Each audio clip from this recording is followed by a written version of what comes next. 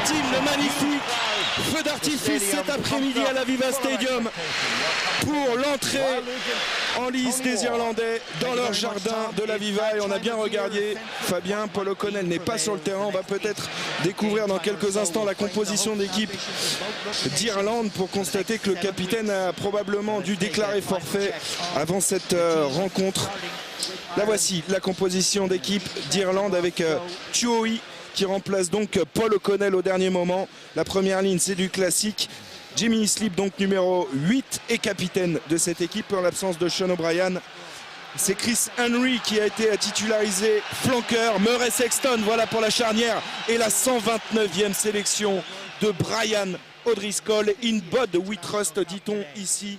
Brian O'Driscoll, le leader de cette équipe irlandaise. Côté écossais, vous allez sans doute découvrir le nouveau visage à l'image de Swinson qui compose l'attelage avec Jim Hamilton. Ce sont ses débuts dans le tournoi des 6 nations. La charnière du jour, Laidlaw associé à Duncan Ware. Très clairement, on prend l'option occupation et jeu au pied côté écossais.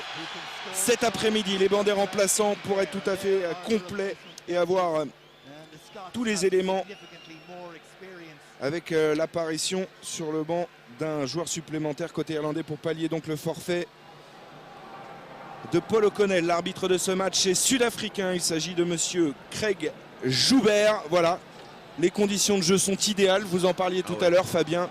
Grand ciel bleu, un petit peu de vent, il fait frais mais c'est parfait pour jouer au rugby. La pelouse est parfaitement stable, bien sèche, le ballon ne glissera pas, les joueurs auront des appuis. Je pense qu'on va avoir une belle après-midi de rugby, Mathieu. Coup d'envoi donné par les Écossais, par Duncan Ware. Ballon récupéré par Kearney. Dave, le petit frère de Rob Kearney, arrière de cette équipe d'Irlande. Murray, premier ballon à négocier pour Jonathan Sexton, le joueur du Racing Metro. Et un ballon tout de suite dans les mains de Peter O'Mahony. On n'a pas tapé, dans le premier temps on a cherché à ouvrir un angle pour se dégager. C'est un jeu au pied haut de Sexton, un jeu au pied de récupération bien tapé. Récupéré par Stuart Hogg. Qui d'entrée gagne son premier duel. Hein. Attention à ce joueur, l'arme des Écossais. Ballon récupéré par les Écossais avec Duncan Ware qui va solliciter Maitland. Néo-zélandais d'origine, il avait fait ses débuts l'an dernier à Twickenham avec un essai à la clé, joueur très bon et très polyvalent qui peut occuper tous les postes derrière. Les Écossais qui sont en possession de ce ballon avec Laidlaw pour Duncan Ware. Avec la charge maintenant de Ryan Grant, le pilier gauche. Ballon mis au sol à la disposition des Écossais toujours. Laidlaw qui sollicite Swinson. Sur la ligne des 40 dans le camp irlandais. Ware contré. Les Écossais qui ont décidé de porter le ballon, d'animer le jeu sur la largeur. Un aller-retour pour le moment, ils n'ont pas gagné la ligne d'avantage. Ils ont toujours la possession et la défense irlandaise est en place. Toujours prête à gratter le moindre plaquage offensif. Laidlaw qui insiste dans le fermé avec ses avants. Bonne conservation et gros temps de jeu imprimé par les Écossais avec Ross Ford, le talonneur d'Édimbourg.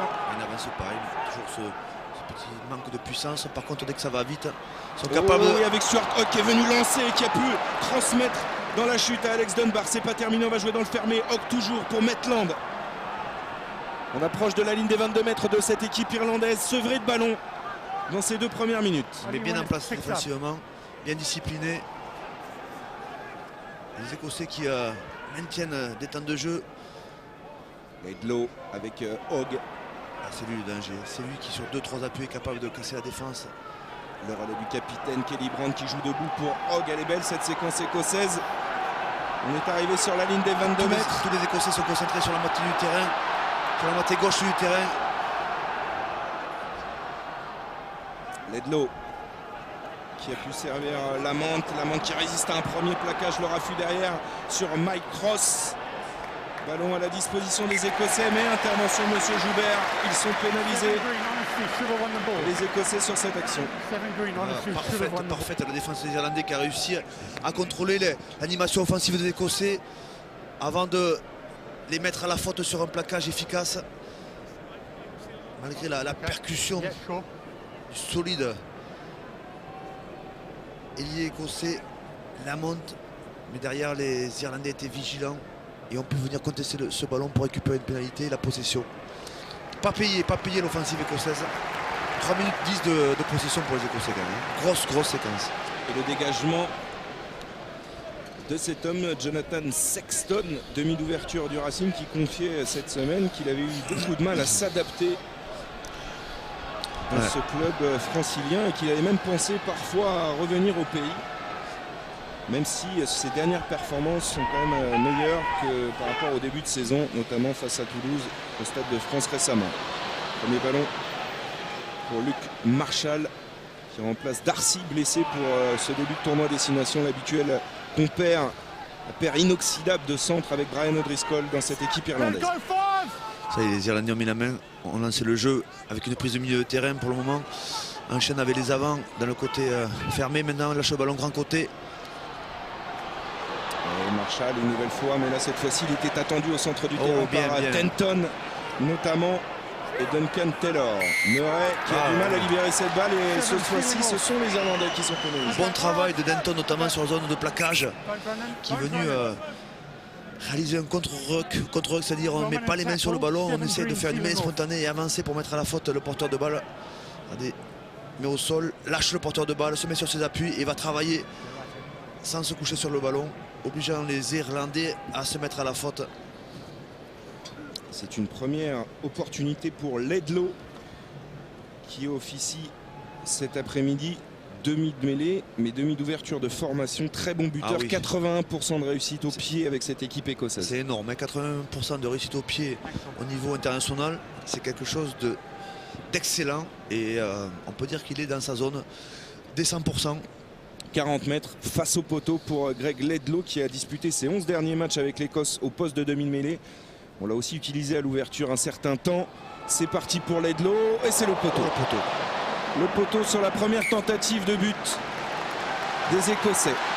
C'est pas son habitude. En général, entre les 15 mètres, c'est des coups de pied qui rentrent. Jusqu'aux 40 mètres, il est précis. C'est dommage parce que ça aurait été intéressant de voir les Écossais mener au score d'entrée ici. Bousculer la hiérarchie. Sexton, long renvoi. Récupéré par Stuart Hogg. Il adore ses ballons. Cette fois-ci, il va monter une chandelle. Laidlaw et la menthe. À la réception, c'est finalement Jonathan Sexton qui est pris par la menthe immédiatement et propulsé en touche. C'est bien fait ce jeu au pied millimétré. Attention, ça joue vite. Les Écossais ont décidé d'emballer le jeu. Avec sur deux passes, il y a du danger aux extérieurs. Il peut y avoir du danger aux extérieurs. Hogg qui repique intérieur et qui retrouve Duncan Ware qui va rentrer dans les 22 mètres irlandais. Ce contest, magnifique contest irlandais. Comme lors des deux premiers matchs, il y a beaucoup de rythme et des intentions, c'est très clair côté écossais avec cette touche rapidement jouée. Et tout de suite on va solliciter Stuart Hogg avec ses relances. Crochet intérieur, passe les bras, sert son demi d'ouverture à l'intérieur et c'est sur la chute que le premier joueur irlandais va se mettre dans une posture pour contester ce ballon magnifique. C'est le troisième lignel, Peter O'Mahony, qui a raté ce ballon. Touche réduite pour les Écossais. Touche à 5. Oh là là, c'est mal entendu. Ouais, sur ce lancer de Rosford perdu, récupéré par son vis-à-vis Rory Best en fond d'alignement. Murray pour Jonathan Sexton. La chandelle de l'ouvreur irlandais au point de chute. C'est Stuart Hogg tout de suite bien pris par deux joueurs irlandais, notamment Luc Marshall. Un ballon récupéré par les Verts dans leurs 40 mètres et ils se sont vite réorganisés avec Tierney intercalé. Il y a du surnombre sur les extérieurs. Il slip maintenant qui reprend l'axe du terrain. Murray avec Kianili. Bon plaquage de Ryan Wilson. Murray dans le petit côté, le coup de pied rasant de Jonathan Sexton. Il est vigilant. Stuart Hogg et dégage le camp écossais. C'est bien fait, c'était bien fermé, il y avait un 3-3. Décidé de pousser le ballon au pied. Bonne couverture de Hogg. Mais la touche sera irlandaise. Les Irlandais qui ont pressé Hogg sur ce jeu au pied haut. Et derrière, un contre-rock à nouveau. C'est-à-dire qu'on ne met pas les mains au ballon. On avance sur le porteur de balle plaqué pour gagner le ballon. Le capitaine Jimmy Islip qui porte le ballon. Eh, on n'est pas déçu. C'est parti sur de bonnes bases. Lancé Rory Best pour cette équipe irlandaise. Prise de balle O'Mahony. C'est bien construit là. Ça c'est bien construit. Si ça tombe pas, ça peut aller loin. Attention. Ballon dans les bras de Chris Emery. Attention. Ça déroule. Ah ouais, si ça tombe pas, ça peut aller très très loin. Les Irlandais à 5 mètres de la ligne d'en but.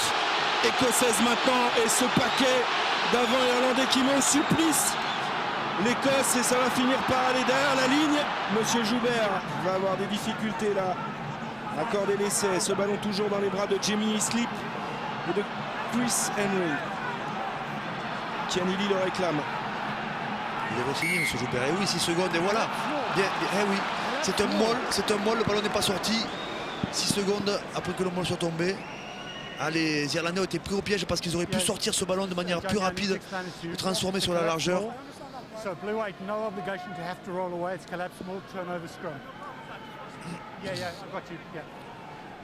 Tant mieux pour les Écossais qui ont quand même reculé de pratiquement 30 mètres sur ce ballon porté.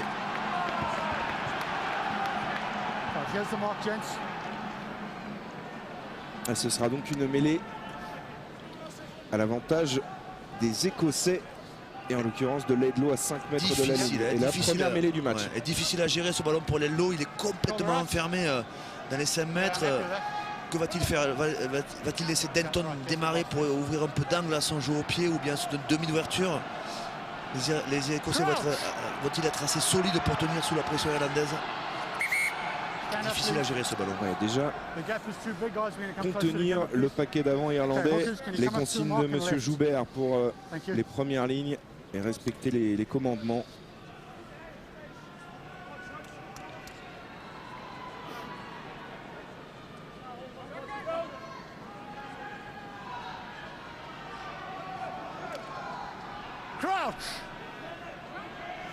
Et monsieur Joubert qui donne ses instructions en première ligne, mais ça ne va pas là entre Kianili et Morello. Il y a des petits problèmes.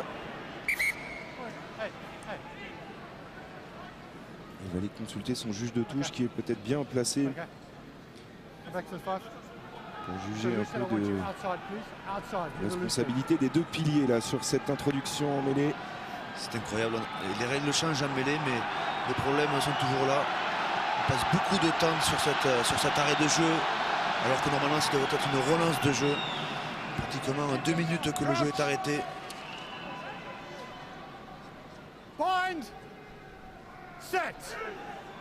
Allez, on va pouvoir l'effectuer cette mêlée. Enfin, regardez la pression irlandaise qui veut peut-être récupérer ce ballon qui est difficilement contrôlé là par David Denton. Ils s'en sortent miraculeusement. Sous pression, les Écossais. Ils n'ont pas encore réussi à dégager leur camp, hein, Fabien. On va chercher à ouvrir l'angle un petit peu de soit du demi-mêlée, soit du demi d'ouverture. Il y a Duncan Ware qui est dans l'axe de Laidlaw. Il a pris de la profondeur dans son embut, mais c'est le demi-mêlée qui va prendre le jeu au pied à son compte pour donner un petit peu d'air à cette équipe d'Écosse. Sous pression après une bonne entame. Cantonné dans ses 22 mètres. Ce sera un lancer à suivre pour Rory Best. D'entrée, j'ai l'impression que les Écossais ont montré leur faiblesse sur le premier ballon porté des Irlandais. Ils ont reculé de 20 mètres sur la première mêlée. Ils étaient à 2 doigts. Le talonneur n'a pas pu lever le pied tellement il était sous pression dans la première ligne adverse. À 2 doigts d'exploser.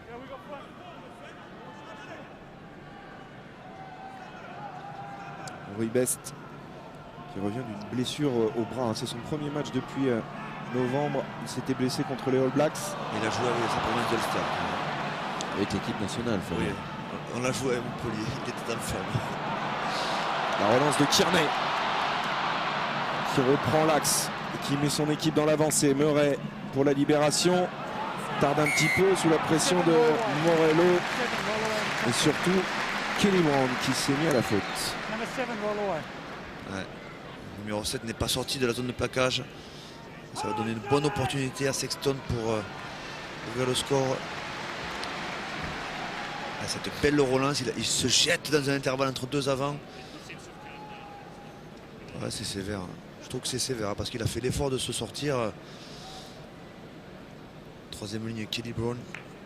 En attendant, on retrouve Jonathan Sexton, 39e sélection cet après-midi avec l'équipe d'Irlande. 71% de réussite sous le maillot vert. Vous disiez que son adaptation avait été difficile avec le Racing. Peut-être que ces semaines passées en Irlande lui ont redonné des couleurs et de la confiance peut-être. On va le voir, hein. Là il a une zone normalement qui pour lui est assez facile. En tout cas, Ronan O'Gara qui est avec lui aussi au Racing est là cet après-midi. Et il prend l'avion de ce soir sur Beauvais, il m'a dit. Pas terrible l'aéroport de Beauvais.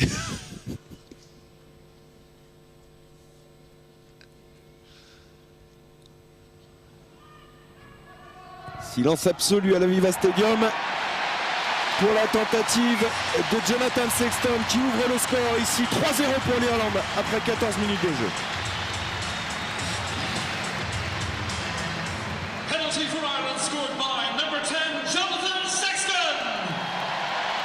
Et voyons la réaction maintenant Scotland 0. des Écossais avec Duncan Ware qui a été préféré aujourd'hui à Ruairi Jackson qu'on avait pris.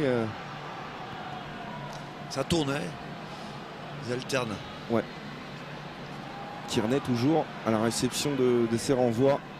Ballon sécurisé. Murray pour Sexton qui va jouer avec sa troisième ligne, en l'occurrence Peter O'Mahony. Ah, ça c'est une relance classique qui est préparée pour ouvrir une fois de plus le jeu au pied de Sexton et puis ensuite mettre la pression sur les trois quarts écossais. Duncan Ware n'a pas contrôlé ce ballon. Il va être récupéré par les Irlandais tout de suite. Ça s'organise. Ah oui, avec Sexton, Tonnerre. C'est bien replacé côté irlandais. Ce sont les avants qui sont dans la ligne avec Brian O'Driscoll qui porte ce ballon. Il a pu transmettre. Quel dommage. Henry qui a commis un en avant. Toute la troisième ligne était là. Derrière au soutien, il y avait encore Jamie Slip et deux joueurs dans le couloir. Il s'était engagé, il avait passé les bras et il a tenté une passe. On appelle ça offload. Alors en français, c'est une passe au contact dans la chute en fait. Le bon travail d'Odriscoll qui va s'engager dans l'intervalle et va tenter de le lever. Il manque pas grand chose. Je ne suis pas certain que le troisième ligne, c'était Henry s'attendait à cette passe dans la chute d'Odriscoll. C'était bien fait. Hein. Lui aussi, vous l'avez joué avec la province de l'Ulster. Ils sont très très présents au niveau européen avec de belles provinces. L'Ulster qui est devenu pratiquement, je dirais, la meilleure province du moment en Irlande. Invaincu sur la scène européenne pour l'instant. C'est solide. Hein.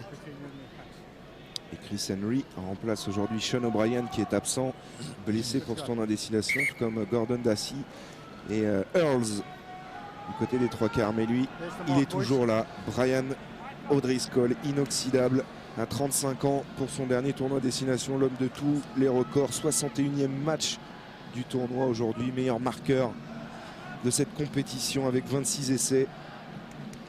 C'est même son 15e match contre l'Écosse aujourd'hui. Mêlé sur la ligne médiane et toujours ses problèmes. Hein.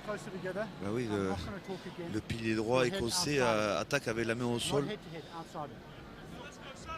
Tonnant, Ryan Grant et Morello. Première ligne. Première ligne de Glasgow. Qui a des difficultés face à Chianini qui évidemment est un client sélectionné avec les Lions britanniques. C'est sa 41e titularisation sur 43 sélections. Chianini, c'est un homme de base de cette équipe d'Irlande. Entraîné maintenant par Joe Schmidt. C'est son premier tournoi aussi à Joe Schmidt à la tête de cette équipe irlandaise. Et il a déjà convaincu tout le monde ici. Ah, quel parcours. Il était assistant coach avec la province d'Auckland des Blues. Il est venu en France, assistant coach de Vern Cotter. S'est imposé ensuite avec la province du Leinster et a été nommé cette année entraîneur en chef de l'équipe d'Irlande. Et d'ailleurs l'an prochain, Écosse-Irlande, on aura l'opposition entre Vern Cotter et Joe Schmidt qui collaboraient ensemble à Clermont, puisque Vern Cotter à la fin de la saison deviendra le sélectionneur de cette équipe écossaise que l'on retrouve à l'attaque ici. Qui passe de jeu. Pas sûr que c'était ce qu'il voulait faire sur cette action Dunbar, mais en tout cas il a sollicité Sean Lamont. Le renversement maintenant de Laidlaw au centre du terrain avec la percussion de Tim Swinson. Ouais, nouveau seconde ligne, très mobile, pas très puissant, pas très lourd, mais très mobile. Maitland qui vient se proposer dans la ligne avec Denton. Mise au sol, ballon toujours en possession des Écossais. Laidlaw, on balaye le terrain, c'est du large qui ne surprend pour l'instant pas l'Irlande, bien en place défensivement. Duncan Ware, remise intérieure manquée. Hamilton sert Rosford. Que Mike Ross est resté au sol côté irlandais, touché sur cette action. Laidlaw avec Denton. très sollicités pour aller créer des points de fixation. Ledlow, même sens. Ils ont perdu les Écossais, ils ont perdu leur rythme, ils ont perdu leur animation, ils ont perdu leur replacement. Et en 3 temps de jeu, ils essaient de retrouver, et c'est bien fait parce qu'ils étaient en difficulté. Ils avaient perdu, après ce ballon tombé au sol, ils avaient perdu de la vitesse. C'était une équipe qui a besoin de vitesse, mais les Irlandais se sont mis à la faute. C'est tonnerre. Alors pour bien comprendre, Fabien, et décrypter un peu le style de jeu des deux équipes, c'est un petit peu ce que vous confiez tout à l'heure Johnny Beattie au bord du terrain. C'est-à-dire que Scott Johnson, il n'a pas préétabli des actions en particulier. Il laisse libre cours un peu à ses joueurs, ce qui explique parfois cette désorganisation en attaque. C'est étonnant, c'est ce que me confiait Johnny Beattie. Il trouve que son équipe n'est pas assez structurée sur un plan offensif. Il trouve qu'il y a beaucoup de liberté qui est laissée aux joueurs et que parfois ils se perdent quand ils perdent un peu de vitesse. Et lorsqu'ils n'avancent pas comme ils le souhaitent, ils perdent leur replacement et ont des grands moments de faiblesse. Et à l'inverse, vous verrez que l'équipe d'Irlande, c'est beaucoup plus structurée et organisée par le cerveau Joe Schmidt. Dans la même position que tout à l'heure, Ledlow à 40 mètres face aux poteaux Irlandais. Cette fois-ci, ça passe. L'Écosse égalise 3 partout après 19 minutes de jeu ici à Dublin. C'est pas mal pour les Écossais qui se défendent bien. On a l'impression que les Irlandais n'ont pas pu rentrer dans le match, hormis ce ballon porté sur le molle. Ils perdent très vite les ballons, n'arrivent pas à tenir les enchaînements, n'arrivent pas à maintenir de la vitesse dans leur jeu pour le moment. Les Irlandais se cherchent un peu à l'image des Gallois hier face aux Italiens qui semblaient dominer et qui finalement se sont fait largement accrocher, voire mettre en danger par les Italiens. Qui ont en plus marqué 2 beaux essais dans ce match. Le renvoi effectué par Sexton. Ledlow contrôle ce ballon dans ses 22 mètres. Le dégage, il ne trouvera pas la touche, mais les bras de Rob Kearney à la relance maintenant pour les Irlandais. Kearney en 1 contre 1 n'a pas échappé à la vigilance d'Alex Dunbar en défense. Murray se plaint de ne pas pouvoir libérer correctement cette balle. On va travailler avec les avants. La percussion de Kianili. Murray dans le sens, Sexton feinté la redoublée avec Rory Best mise au sol. La redoublée, c'est un classique du Leinster. Et Joey Smith, toujours une redoublée après la passe du 10 souvent. Le petit coup de pied par-dessus de Brian O'Driscoll. Ledlow sous pression dans ses 22 mètres. Oh, c'est bien fait ça. Oh, c'est bien fait. Sean Lamont à la relance, pris par Brian O'Driscoll. Il a été gourmand parce qu'il pouvait faire une passe, Sean Lamont. Il est toujours bon à jouer, on l'appelle. Il y a Hawk qui appelle le ballon côté gauche. Ledlow a levé la tête et va dégager le camp écossais et trouver une touche à hauteur de la ligne des 40 mètres. L'occasion pour moi de vous dire que vous pouvez gagner 15 000 € en répondant à cette question lors de cette première mi-temps. Quel est l'emblème de l'équipe qui reçoit? Vous envoyez directement votre réponse par SMS au 7 21 21 ou alors vous téléphonez au 36 32. Un tirage au sort sera effectué parmi les bonnes réponses et on aura une deuxième question même à vous proposer. Difficile lors du deuxième acte, c'est dur. Pas évident. Lancé à suivre. Rory Best pour les Irlandais, alignement complet. Oh qu'il est bon ce ballon, oh qu'il est bon ce ballon négocié. Marshall qui est sollicité au centre du terrain pour créer un point de fixation. Il y a un avantage en cours pour l'Irlande. Pour une position de hors-jeu, Sexton un peu gourmand et qui a été sanctionné par ce gros plaquage de Dunbar, mais on va revenir à la pénalité. Sévère. Sévère. Position d'hors-jeu après le premier plaquage, j'ai l'impression. En tout cas, le ballon gagné en fin d'alignement a mis en difficulté d'entrer la défense écossaise. Bon ballon gagné par les Irlandais. Pour le moment, ils exploitent de manière assez simpliste. La première passe, c'est souvent Luke Marshall qui vient attaquer le milieu de terrain. Ouais, et on est quasiment sur la même physionomie de match que l'an dernier où l'Écosse l'avait emporté à Murrayfield 12-8. L'une des rares victoires écossaises dans le 6 Nations face à l'Irlande. 3 victoires seulement en 13 rencontres jusqu'à présent. Avec comme seul fait d'armes une victoire ici en Irlande. C'était à Croke Park en 2010. L'Écosse qui cherche aussi, un petit peu comme l'Italie, à aller chercher de la constance à l'extérieur et des résultats un petit peu probants. Évidemment, à 18 mois de la Coupe du Monde, pour engranger un peu de confiance.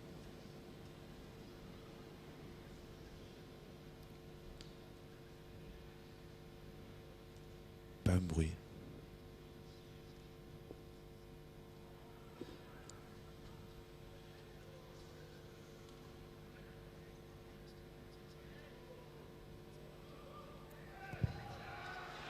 2 sur 2 pour Jonathan Sexton. Irlande 6, Écosse 3 dans un silence de cathédrale ici à l'Aviva Stadium. Ah, ça c'est le respect du public irlandais, que ce soit pour son buteur ou pour le buteur de l'équipe adverse. C'est toujours la même chose, pas un bruit. L'éducation du peuple irlandais et le respect. Et le renvoi à suivre de ce joueur Duncan Ware, joueur qui évolue aussi à Glasgow, 4e titularisation seulement dans le tournoi cet après-midi. Un ballon capté par Chuoi. Joue au pied au du demi-mêlée. Bien tapé. Oui, mais à la réception, Denton commet un en avant qui peut peut-être profiter aux Irlandais. Ça, c'est les meilleurs ballons exploités. Avec Brian O'Driscoll au centre du terrain, il a Sexton à son intérieur. Il préfère servir Marshall avec Kearney maintenant. Bien pris aux jambes. Défendent bien les 3 quarts écossais parce qu'il y avait du surnombre à contrôler. Il est en jambes, hein, Sean Lamont. Ballon perdu et à nouveau un ballon de récupération. Et là aussi, il est bon à jouer avec la percussion de Morello. Il faut libérer rapidement ces ballons. C'est dans la transformation du jeu que pour l'instant l'Écosse peine dans cette partie. Hogg vient en position de demi-mêlée. Servir à Swinson qui a joué dans le dos pour Duncan Ware. Ledlow maintenant qui peut transmettre à Taylor. Pris par Brian O'Driscoll et tout de suite le contest irlandais qui s'organise. Côté fermé. Ledlow avec Sean Maitland qui tente de reprendre l'intérieur sur Kearney. Et sur le contre-rock, ce ballon, il va être perdu peut-être. Sous la pression, la Duncan Ware de la première ligne et le bon plaquage de Mike Ross. Regardez un petit peu la férocité sur ces zones d'affrontement qui pour l'instant ne permet pas à l'Écosse de développer à son jeu avec ce petit coup de pied par-dessus de Ledlow. Bien fait. Bien fait qu'il s'en sort bien, hein, Ledlow, parce que c'est vrai qu'ils avaient perdu 3 rucks sous la pression des plaquages et surtout des contests irlandais. C'est propre et personne ne se couche sur le ballon. C'est un combat sur des appuis, ce qui permet à la défense de mettre en difficulté l'équipe qui possède le ballon. Et derrière le petit jeu au pied, bien dosé, qui oblige Kearney à pousser le ballon en touche. Peter O'Mahony a déchaussé. Le joueur du Munster, 20e sélection consécutive pour lui. On voit ici la possession. Pour l'instant, l'avantage de l'équipe d'Écosse. Comme souvent, c'est une équipe qui aime tenir le ballon, qui a du mal à concrétiser parce qu'elle manque toujours un petit peu de puissance, notamment au niveau des avants, mais aime mettre de la vitesse dans le jeu. Allez, on va reprendre le jeu. Peter O'Mahony a rechaussé ses crampons pour disputer cette touche à l'avantage de Ross Ford qui est à 4 sélections de Gordon Bullock, le talonneur le plus capé du rugby écossais. 72 sélections pour Ross Ford, joueur le plus expérimenté de cette équipe écossaise aujourd'hui. C'est bien lancé parce qu'il y avait un contre qui était monté au même niveau. Pénalité. Ouais, avantage en cours. On va le laisser sur un pas. C'est pas mal fait pour Stuart Hogg, chassé tout de suite par Brian O'Driscoll. Duncan Ware était venu reprendre ce ballon, mais M. Joubert revient à la pénalité. Ils avaient bien transformé le jeu après ce ballon porté, les Écossais, mais il y avait un avantage en cours. Il y a beaucoup de talent dans cette équipe écossaise et d'ailleurs l'arrivée de Vern Cotter va justement faire du bien à cette équipe sur l'organisation. On sent qu'en leur donnant un petit peu de repères dans le jeu, ce pourrait être une équipe très dangereuse à l'avenir. Il faut qu'ils trouvent aussi peut-être un ou deux piliers, on va dire, pour stabiliser l'édifice. Bien les faire travailler ceux qui sont en ce moment en train de jouer. C'est toujours le même problème chez les Écossais dans les matchs de très haut niveau. On voit ici un gros plan, Scott Johnson, qui pour autant ne quittera pas la sélection écossaise. Il prendra un petit peu de hauteur et continuera évidemment à chapeauter le rugby écossais.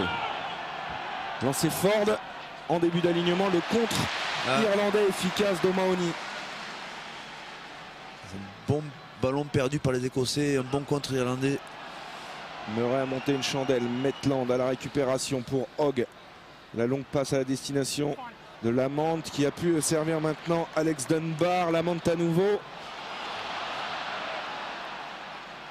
Kelly Brown, le capitaine, est venu sécuriser un petit peu l'affaire et se coucher sur ce ballon. Ledlow avec Ford. sur la ligne médiane. Les Écossais qui tentent de développer du jeu, mais n'y parviennent pas forcément là pour l'instant. Du coup, c'est du jeu au pied de Duncan Ware. Joli jeu au pied, bien croisé. Oh, c'est sauvé magnifiquement par Kearney qui excelle dans les airs, mais là, au sol, il n'est pas maladroit non plus. C'est pas mal, mais il redonne la possession de toute façon aux Écossais. Il a sauvé une touche dans ses 10 mètres, mais il redonne la possession aux Écossais. Bonne alternance, ça fait un petit moment que les Écossais portaient le ballon. Et c'est le premier jeu au pied d'occupation du demi-ouverture qui oblige la défense irlandaise à reculer. Ah, pour sa cote de popularité, c'est pas mal Rob Kearney là, ici. Oui, Public dans la fouille. Puis c'était spectaculaire. Touche complète. Ford au lancer pour les Écossais. Quelle option? C'est Swinson hein, qui est souvent sollicité, qui a dévié ce ballon. On va solliciter la puissance au centre du terrain maintenant de Duncan Taylor. Qui en a manqué justement.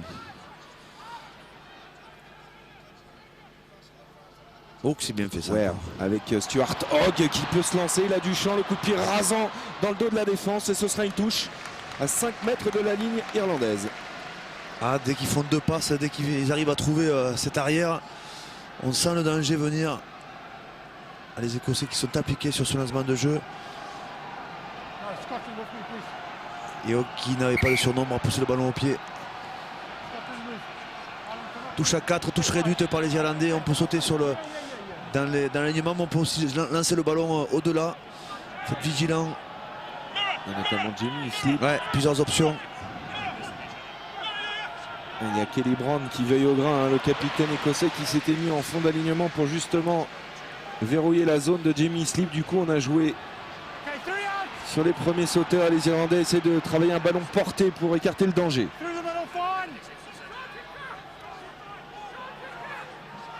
Ils ont du mal à libérer rapidement ces ballons. Et Murray, regardez, à toutes les peines du monde à sortir cette balle. Et d'ailleurs, l'introduction sera rendue aux Écossais. Eh oui, les Irlandais ont du mal. Ont du mal dans la conquête. À réaliser ce qu'ils souhaitent faire, notamment sur les ballons portés. Hormis le premier qui a été bien construit et qui aurait pu amener un essai. Là, ce ballon défensif, les Irlandais se sont fait contrer. Et ça donne un très très bon ballon à jouer pour les Écossais. Une mêlée à proximité de la ligne d'essai. Un bon lancement de jeu à venir pour les Écossais. Ouais, et ça communique entre les deux centres Taylor et Dunbar. On va probablement envoyer du jeu. Dunbar aussi, c'est un joueur qu'on connaît peu. Les deux hein, découvrent le tournoi aujourd'hui. C'est leur première. 23-24 ans, une jeune paire de centres. Des joueurs qu'on voit surtout en Coupe d'Europe et dans la Celtic League. Et le soutien du public irlandais sur cette mêlée. Introduction Ledlow à 5 mètres de la ligne d'en but des Irlandais. Gros effort du pack irlandais, mais le départ dans le fermé de Denton en puissance. Denton, il a fallu 4 Irlandais pour le propulser en touche. C'est pas ça qui était annoncé. Je vous le dis, Denton a été obligé de partir dans le côté fermé. Il n'avait pas le choix parce que la mêlée est en train de prendre l'eau. Tout seul. Le retour des Irlandais. Avec O'Mahony en travers qui est venu sauver la patrie. Ah ouais. Il s'est jeté. Très puissant David Denton qui s'était révélé il y a 2 ans dans le tournoi. Il a été blessé l'an dernier. Il revient en grande forme avec cette équipe écossaise. Kyoe a pris ce ballon dans les airs. Murray dégage le camp irlandais maintenant.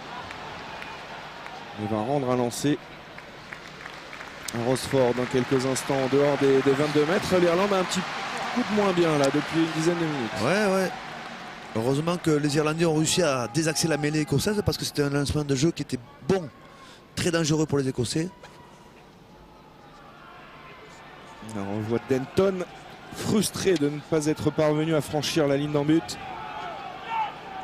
Touche réduite. Oh là là là là. Côté écossais pour l'instant, ce sont des munitions gâchées. Ah ouais, ça permet aux Irlandais de sortir assez facilement de leur camp. Attention à ces ballons qui sont très très bien tapés. Kearney en plus dans les airs comme son frère excelle et il a blessé Maitland là sur cette action. Ah ouais. Ça ce serait un énorme coup dur pour les Écossais. C'est ça l'entorse de la cheville. C'est sans doute à la réception du ballon. Je vais vous laisser observer ça, Fabien. J'aime pas trop les images de torsion. Moi non plus.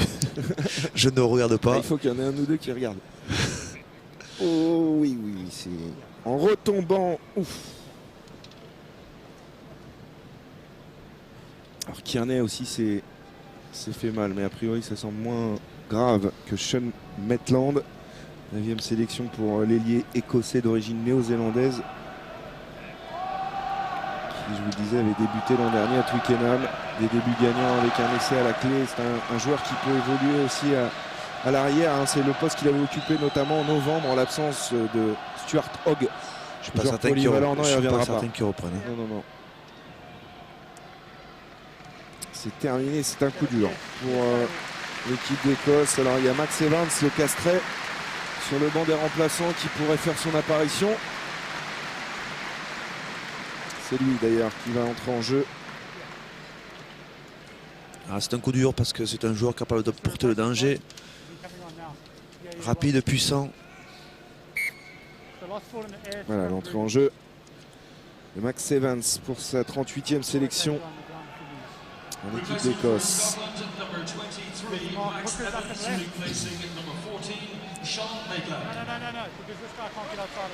Allez, on va revenir donc à une mêlée. Introduction à suivre pour Conor Murray.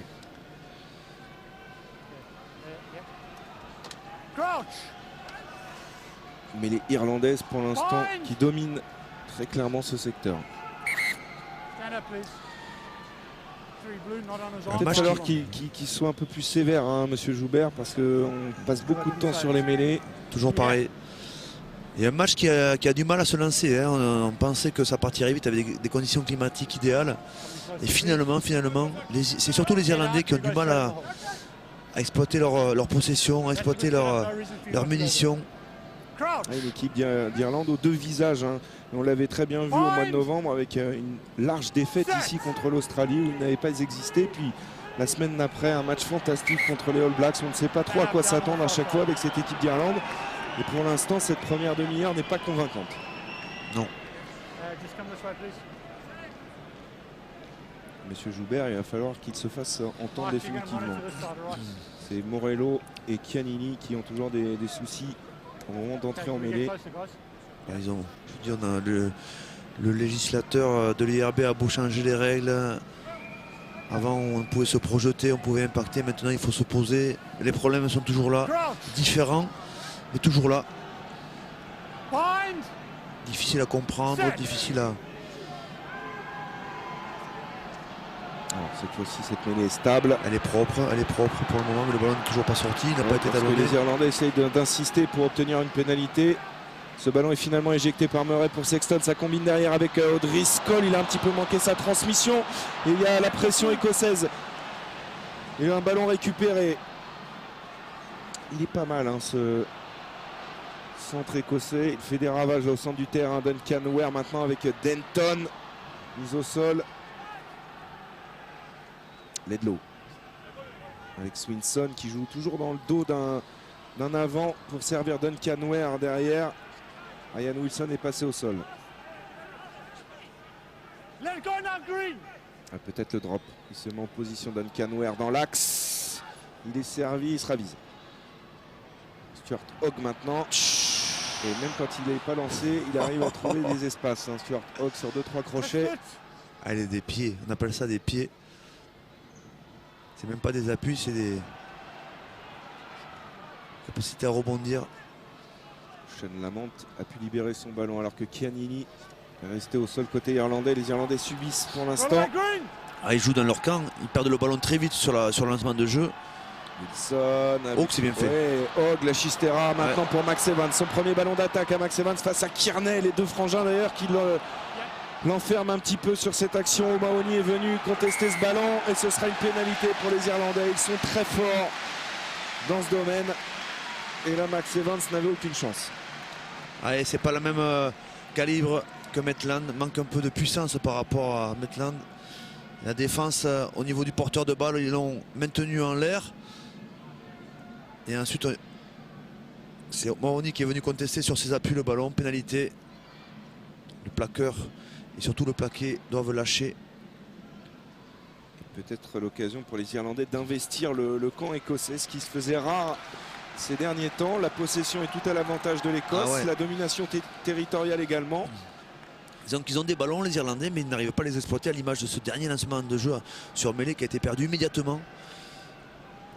Une ligne de 3/4 irlandaise qui a du mal à se trouver, qui est dominée par sa vis-à-vis pour le moment, en vitesse, en exécution, en qualité de lancement. Oh, elle n'est pas droite. Ok, il est gentil. Non, il l'a vu, C'était assez clair, au moins 2 mètres. Bon, ça arrive, je peux vous dire que des fois, oui, ça arrive. On ne comprend pas toujours. Ça arrive, un peu moins au niveau international. On avait revu le ralenti tout à l'heure qui a occasionné la blessure de Canini qui se plaint un petit peu. Et encore un lancement de jeu gâché par les Irlandais. C'est la 2e touche perdue. C'est une belle saucisse. Mais le problème c'est que c'est limite volontaire. Je peux vous dire que la manière dont ils travaillent, les lancers en touche, c'est souvent le talonneur qui s'aligne sur son pilier, donc sur son alignement, ce qui permet de gagner un peu de centimètres en l'air. Ledlow, mais l'Écossaise qui est quand même dominée, mais qui contrôle le ballon avec Denton. Il fait un gros boulot, David Denton pour l'instant, regardez-le, il avance sur chaque impact et il permet à son équipe de se remettre dans le sens de la marche. Ledlow par-dessus, il avait tout anticipé. Il avait décroché. Il va pouvoir dégager le camp. Je ne suis pas sûr qu'elle soit contrée, cette balle. J'ai l'impression qu'elle était contrée. On va voir le juge de touche. Sa décision, non, ce sera une touche pour l'Écosse. Les frères Kearney qui et pour le moment sont bons dans le 3e rideau, ils assurent. C'est assez pauvre au niveau de la qualité des lancements de jeu. Les Écossais ont du mal à lancer le jeu, on l'a bien compris. C'est Denton qui doit assurer plutôt les évacuations du ballon derrière les mêlées. Donc ils ne peuvent pas lancer. Les Irlandais, eux, peuvent lancer, mais c'est moyen. Chandel. Et rebelote Kearney dans les airs qui s'impose. Les 2 frères. Ouais. Ils ont dû jouer dans le jardin quand ils étaient petits parce que les 2 frères sont bons sur le ballon en l'air. Chris Henry sollicité par Murray que l'on retrouve pour libérer ce ballon. Sexton, il a feinté le jeu au pied, il prend l'intérieur enfin. Une étincelle dans ce match avec Sexton. Maintenant il y a Jamie Sleep sur les extérieurs, peut-être pour le premier essai. A-t-il les jambes? Il va résister à un plaquage de plaquage pour aplatir. Est-ce qu'il y a essai? Il y a essai. Je suis pas certain, il va falloir contrôler sa jambe gauche, Fabien, qui a peut-être mordu la ligne de touche. Pour moi il y a essai. Et Stuart Hogg s'est sacrifié sur cette action. Il s'est assommé sur Jamie Sleep. C'est Sexton qui a cassé 4 ou 5 plaquages. Magnifique action de Sexton. Pour moi il y a essai, mais on va voir. C'est vrai que je n'ai pas regardé, il me semblait très loin de la ligne de touche. Ouais, je pense que le plaquage de Stuart Hogg là ici le fait un petit peu vaciller. Regardez son pied gauche au moment d'aplatir, ou droit même. Ouais, vous avez raison, il n'y a pas essai. Mathieu, l'œil du lynx, vous avez raison. Oui. C'est Max Evans, le castré. Et non, il n'y a pas essai. C'est parce que vous n'avez pas mis vos lunettes, Fabien, c'est pour ça que je suis obligé de... Belle défense parce que Max Evans. Il avait tout fait pour se recentrer sur le terrain. Jamie Sleep, mais là non. Là les 2 pieds sont en touche assez claire. Et par contre, quelle action de notre ami Sexton. I have a decision. Foot in touch, line out 5 meters. Monsieur Damasco, l'arbitre vidéo italien, dans un anglais magnifique qui donc a, vous l'aurez compris, invalidé cet essai. On pourrait faire arbitre vidéo, non? Avec notre anglais. À vous pourriez sans problème. C'est Rosford contré par l'Irlande qui reprend la possession à 2 mètres de la ligne d'en but. Murray toujours... il y a toujours un Écossais qui est sur son dos. Il ne peut pas libérer correctement ses ballons. D'ailleurs, il y a un avantage en cours pour l'Irlande. On sort ce ballon sur Islip à 5 mètres de la ligne. Murray qui va lancer la cavalerie peut-être. Sexton le jeu. Non, c'est n'importe quoi. Pas bon. Pénalité, on reviendra aux 5 mètres. N'importe quoi. Par contre, les Écossais ont perdu la possession sous pression de l'alignement. Il avait allumé ce match sur l'action précédente, Jonathan Sexton. Il faut qu'on nous remonte cette action. C'est l'action du match, ce qu'a fait Sexton avec Hislip. Et les Irlandais vont chercher la touche juste avant la mi-temps. Une minute à jouer, ils ont envie d'enfoncer le clou. Ça tient la route, hein. Rentre au vestiaire, marque un essai juste avant. Ça peut faire mal. Ouais, à condition que Rory Best assure son lancer. Est-ce que les Écossais vont sauter? Je ne suis pas certain. Tonnerre est sollicité évidemment du haut de c'est bien construit, ça. 2,08 m et le ballon porté maintenant avec toujours Jamie Islip à la manœuvre. Ça résiste pour l'instant côté écossais, mais c'est pas terminé, ça va probablement dérouler à droite. Regardez Islip avec O'Mahony et Tonnerre. Il est bien porté Islip sur cette action. Murray maintenant. Il y a le feu, mais pour le moment les Écossais tiennent. Kianili en puissance, 1 mètre encore à faire pour l'Irlande. C'est la dernière action de cette première période et la défense acharnée des Écossais à l'image ici de Dunbar. C'est ça, le centre du terrain qui fait du bien. Oh, sur les extérieurs, Kearney, l'offrande pour l'essai d'Andrew Trimble sur le gong dans cette première période. 9e essai sur la scène internationale de l'ailier irlandais pour sa 50e sélection cet après-midi. 13e essai. Bien maîtrisé de la part des Irlandais. Cet enchaînement, ce ballon libéré. Ah, il va aller à la corde, il va se faire découper, notre ami Kearney. La défense virulente des Écossais, mais ils ont trouvé la solution finalement en bout de ligne. Les Irlandais, juste avant la mi-temps, ça va leur donner un petit peu de confiance. Ah, c'est dur pour les Écossais parce qu'ils avaient fait jeu égal pendant pratiquement 38 minutes. C'est Sexton qui a fait la différence, qui a permis de porter son équipe dans le camp et près de la ligne d'essai écossaise. Il va reprendre sa place. Kearney acclamé. Il s'est sacrifié pour son partenaire. Hein. Ouais. Ce qu'on appelle fixer l'adversaire. Ce qu'a magnifiquement fait Dimitri Zarzewski hier au Stade de France sur l'essai de Gaël Fickou. Il a eu la lucidité pour porter le ballon, pour aller chercher le dernier défenseur. Et lorsque le dernier défenseur a arrêté de reculer pour contrôler et est venu se faire fixer, Dimitri, tel un 3/4 centre, a lâché le ballon sur Gaël Fickou. Paraît-il que Ronan O'Gara lui a donné des tuyaux. C'est ce qu'il nous avait dit. Ouais, c'est ce qu'il nous a dit. Il nous a dit qu'il avait appris à jouer la ligne à Dimitri, à vérifier. Toujours très humble.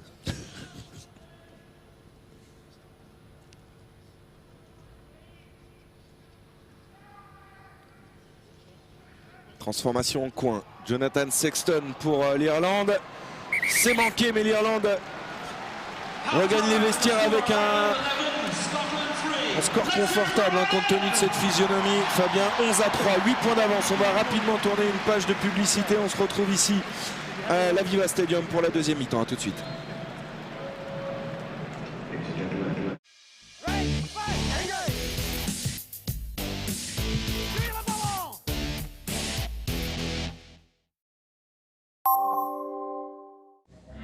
Fier de partager les valeurs du rugby sur France 2 avec BMW. Le rugby avec Ryobi, outils de bricolage et de jardinage. Le geste pro. Le rugby sur France 2 avec Gélimat, matériaux et bricolage.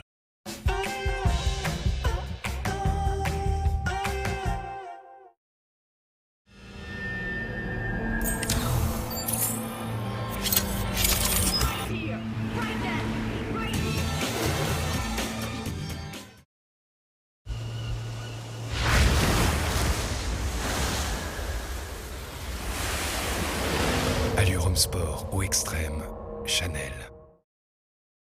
Les capsules L'Or Espresso renferment des arômes exceptionnels pour des espressos au goût intense. L'Or Espresso, sans doute le meilleur espresso du monde. Goûtez-le. En ce moment, soyez conquis et remboursés. Chez Attractive World, tous les célibataires ont quelque chose d'attractif. Et vous, qu'avez-vous d'attractif? Attractive World, site de rencontre avec sélection à l'entrée. En match, comme à l'entraînement, tes ceintures qu'on boit. Avec ceinture, ça va fort, très fort. Ceinture, ça va fort. Hop, hop, hop.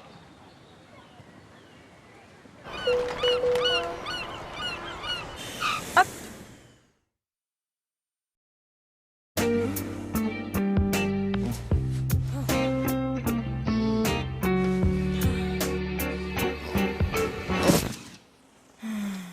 L'éjaculation précoce est un problème médical qui concerne 1 homme sur 5. Heureusement, des solutions existent. Renseignez-vous sur garderlecontrôle.fr et parlez-en à votre médecin. Il pourra vous aider à ne plus vous enflammer trop vite. Chez Copra, les clients sont comme ça. Mon lave-vaisselle, mon frigo, tout vient d'ici. Vous livrez demain? Je vous laisse les clés de la maison. Ah, ma télé aussi. À midi, vous l'avez installée? À 12h30, on vous invite à déjeuner. J'ai repéré un frigo sur Internet. Vous pouvez me l'avoir. Vous feriez ça? Copra, je sais où je vais. Dingue. Franchement, pas facile de travailler quand on peut à peine respirer. Heureusement, j'ai la nouvelle Surface Pro 2, taille parfaite, écran tactile, clavier Windows et Office. J'ai tous mes anciens dossiers et mes nouvelles applications. Et quand je me sens un petit peu trop à l'étroit dans mon bureau, eh bien, je vais sur Flipboard pour les infos ou je regarde un film sur Xbox Vidéo. Bref, je travaille, je me détends, ou les deux en même temps. Excusez-moi, ça ne vous embête pas si... Ok, pas grave.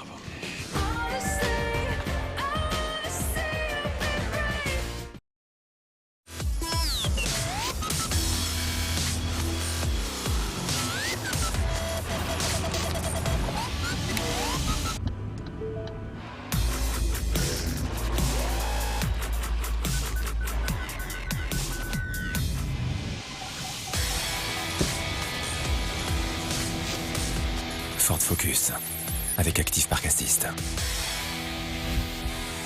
À 14 990 €, sans aucune condition de reprise. Comment j'ai changé de banque? Là, c'est moi.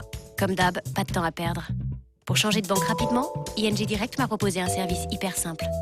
En quelques clics, j'ai indiqué mes prélèvements et mes virements, et ING Direct s'est chargé du reste.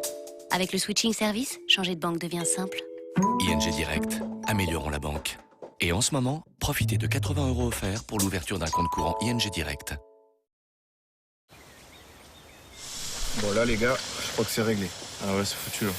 Attendez, j'appelle du secours.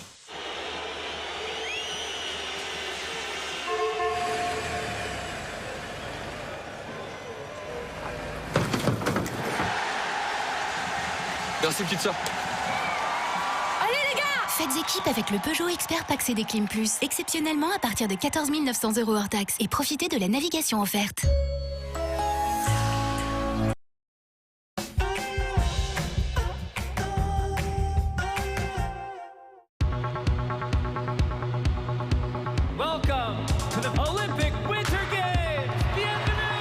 Après avoir traversé les continents, après avoir voyagé sur Terre, sur mer et même dans l'espace, la flamme des Jeux arrive sur France 2. En direct de Sotchi, plus de 2500 athlètes fêtent l'esprit olympique et lancent le grand spectacle des 22e JO d'hiver. Commenté par Daniel Bilalian, Alexandre Boyon et Alban Mikosi, la cérémonie d'ouverture des Jeux Olympiques, c'est vendredi dès 16h35 sur France 2. Avec la Caisse d'épargne, partenaire de l'équipe de France olympique. Et avec Écosystème, recyclage d'appareils électriques partout en France.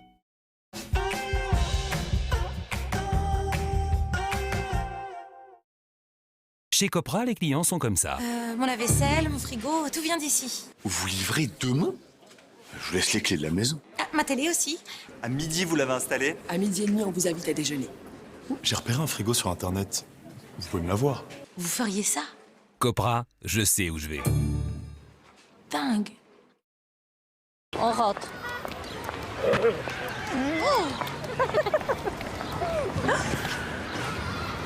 Ne regarde pas. Je veux pas que tu regardes.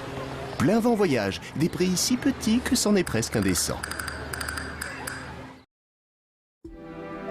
Avec Atlas Formen, vivez pleinement vos envies de nature. Chaude et résistante, la parka Atlas Formen vous suivra partout et pour longtemps. Pour 39,90 € seulement, rendez-vous sur atlasformen.fr. Pour garder les cheveux forts, Petrolane, le shampoing numéro 1 des hommes. Sa formule haute performance fortifie chaque cheveu dès la racine. C'est prouvé. Découvrez les shampoings Petrolane. Petrolane contre les pellicules tenaces. On vous informe, on vous réveille, on vous étonne. RTL Matin, c'est tous les jours, 2h30 avec vous. Bonjour Colin. Bonjour, patron. Qu'est-ce qu'il a? Depuis qu'il gagne du temps sur les expéditions grâce à Envoi moins cher, il essaie d'en perdre sur tout le reste. Pour équilibrer. Envoimoincher.com, le site qui vous fait économiser jusqu'à 60% sur vos envois de colis chez les meilleurs transporteurs. Envoimoincher.com. Vous devriez vous méfier des irritations de la peau due au rasage. Ne laissez pas les irritations gâcher votre journée. Pour votre peau sensible, baume après rasage de Nivea Men. Nouvelle formule, 0% alcool, anti-irritation. Nivea Men, à vous de jouer. Et pour protéger votre peau, hydratez-la en un instant avec la nouvelle crème nourrissante express de Nivea Men.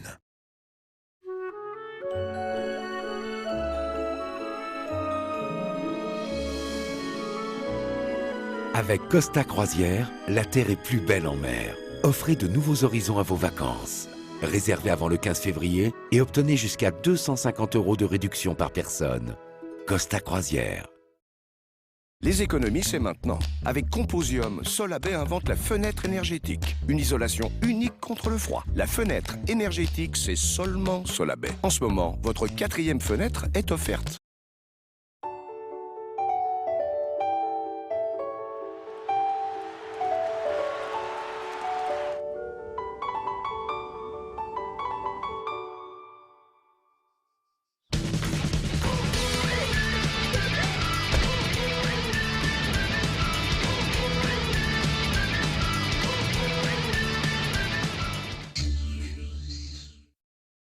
Louer relax, y'a l'Oxam.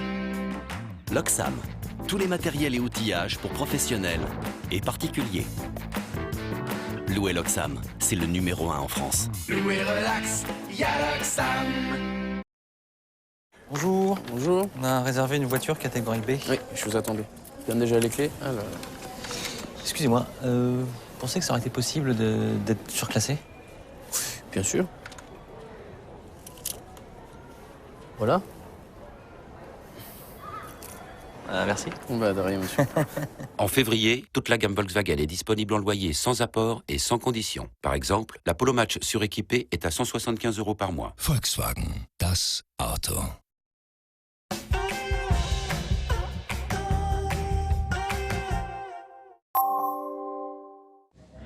Fier de partager les valeurs du rugby sur France 2 avec BMW.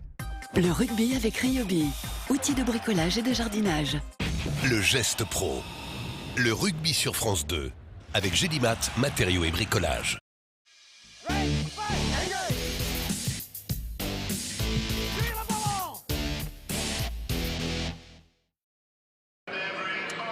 Retour à la Viva Stadium à Dublin où pour l'instant à la mi-temps l'équipe d'Irlande mène 11-3 face à l'Écosse sans convaincre forcément. Avant de revenir évidemment sur ce qui s'est passé au cours de cette première période, on va tout de suite faire un crochet par le plateau de Stade 2 où nous attend Céline Géraud. On reviendra évidemment Céline sur le succès de l'équipe de France hier soir au Stade de France.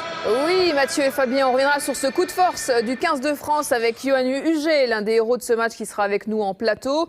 Vous le savez aussi, on est à 5 jours du coup d'envoi des Jeux de Sotchi. Mathieu Bozetto et Philippe Candeloro, nos 2 consultants, seront avec nous aussi en plateau pour évoquer les chances de médaille. Enfin, on va vous raconter la folle semaine de Valentin Porte. Il a été héroïque lors de la conquête de l'équipe de France championne d'Europe il y a une semaine. Il est passé du statut d'inconnu à héros. Tout ça dans Stade 2 et plus encore juste après votre match. À tout à l'heure les garçons. À tout à l'heure Céline, et nous ici à la Viva Stadium, on va vous proposer de revoir le seul essai de ce match pour l'instant qui est intervenu sur le gong des Irlandais qui ont souvent cherché la solution en force avec leur pack à l'avant et finalement c'est venu en bout de ligne avec cet essai dans le gros trimble. Ouais, des Irlandais qui ont été pragmatiques et qui ont eu peu d'occasions. Ils ont su transformer la dernière occasion qu'ils avaient à utiliser en cette première mi-temps pour creuser l'écart et pour entrer avec un peu plus de confiance au vestiaire. On l'a dit et répété au cours de cette première période, l'Écosse a du talent mais manque un petit peu de structure et d'organisation. Est-ce qu'ils sont capables de faire basculer ce match et de s'imposer cet après-midi? Quand on aura la première mi-temps, il n'y a pas de différence. On sent même que les Écossais ont eu plus d'intention, notamment leur ligne de 3 quarts me semble plus inspirée, plus vive, plus rapide. Mais les Irlandais jouent chez eux et sont capables de hausser le niveau sans problème. Pour le moment, ils jouent largement en dessous de leur niveau de jeu moyen. Et peut-être qu'une chose les a perturbés dans l'approche de ce match, c'est leur capitaine Paul O'Connell qui a déclaré forfait juste avant cette rencontre. Il a disparu des écrans, remplacé au dernier moment par Tuo I, et on voit une équipe d'Irlande décevante. Très franchement, on s'attendait un petit peu sur la lancée du match contre les All Blacks en novembre à une équipe qui nous avait enthousiasmé par le jeu. Aujourd'hui, les Irlandais peinent. C'est vrai qu'on n'avait pas eu d'informations sur ce forfait, vraiment un forfait de dernière minute, parce qu'il s'est chauffé avec son équipe. Qu'est-ce qui s'est passé? Ça a peut-être pesé dans la préparation d'avant-match.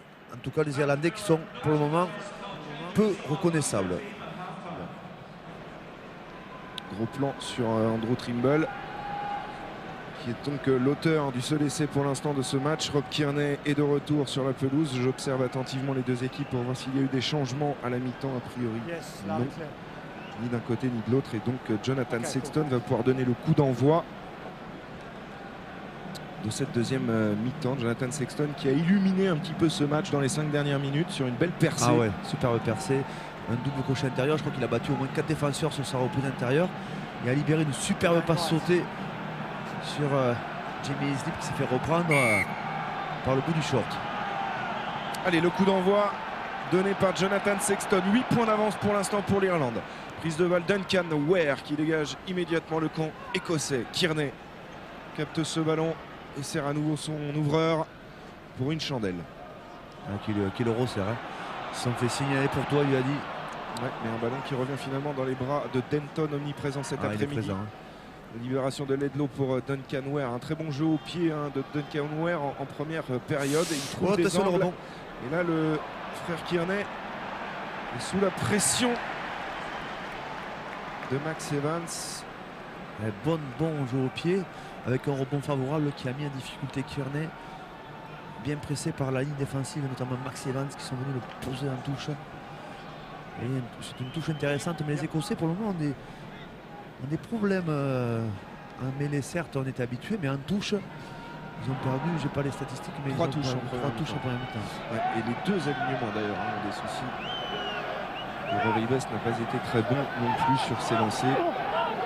Ford, cette fois-ci, va trouver Jim Hamilton en fond d'alignement. Peut-être un bon ballon porté à suivre pour les Écossais. Attention, il y a Tonnerre qui a mis les mains sur le ballon. Il y a une position de hors-jeu, avantage en cours.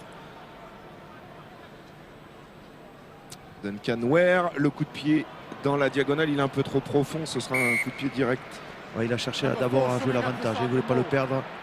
Donc il a joué rapidement au pied pour éventuellement marquer un essai.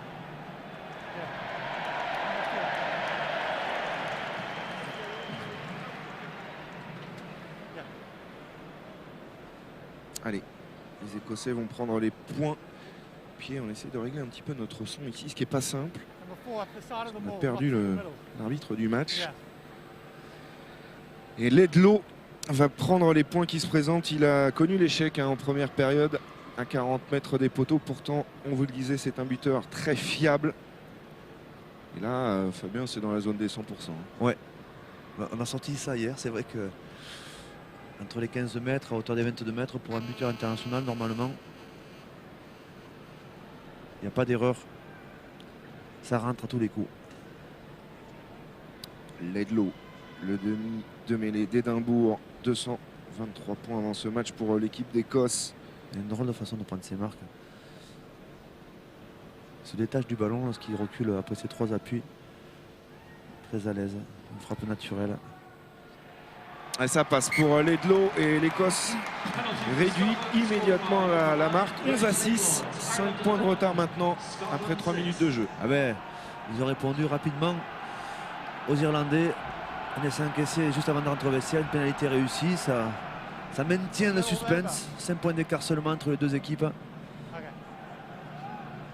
Et le renvoi à suivre de Jonathan Sexton pour des Irlandais qui vraiment ont du mal à imprimer leur rythme dans cette partie. Renvoi centre du terrain et c'est Kearney. C'est le premier renvoi bien tapé avec souci de le récupérer, ce qui donne un bon ballon à jouer pour les Irlandais. Et enfin un petit peu de vitesse là sur ce lancement de jeu. Kearney mise au sol, libération Murray avec Chris Henry. Murray dans le sens pour Tuoi. O'Mahony. On est entré dans les 22 mètres de cette équipe d'Écosse. Jamie Islip qui revient intérieur avec son talonneur Rory Best. Murray même sans Sexton, rebelote avec cette fois-ci Kianili qui est sollicité. Denton est présent dans le fermé en défense. Regardez-le, il est encore au plaquage sur Jonathan Sexton. Murray. Tous les Irlandais sont concentrés sur la moitié du terrain. Et cette équipe d'Écosse qui s'organise en défense. Ouais, peut-être. Il est attendu sur cette remise intérieure, cette petite chistera bien annoncée, mais bien lue par la défense écossaise qui pour le moment tient. Ouais, pas perturbé en tout cas par les lancements de jeu. Oh là là là là. Passe trop tendue et trop basse de Sexton pour Kearney. Beaucoup de déchets dans l'animation offensive des Irlandais. On entend bien l'arbitre, hein. On l'entend mieux. Je sais pas, il est devenu consultant. Je dis pour qu'il est consultant chez France Télévisions.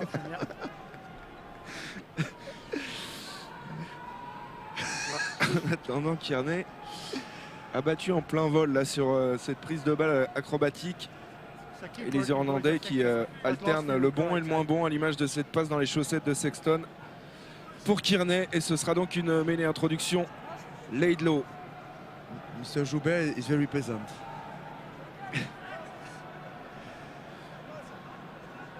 Alors les Écossais ont-ils rectifié le tir? Largement dominé dans ce secteur de jeu en première période.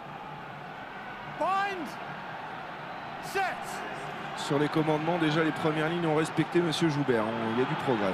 Et un ballon récupéré sur l'introduction par les Irlandais, il me semble. Voilà pour Murray qui libère Marshall au centre du terrain. S'il peut allonger, ça passe pour Kearney face à Hogg. Vigilant en défense, l'arrière écossais a pu reprendre l'ailier irlandais. Touche.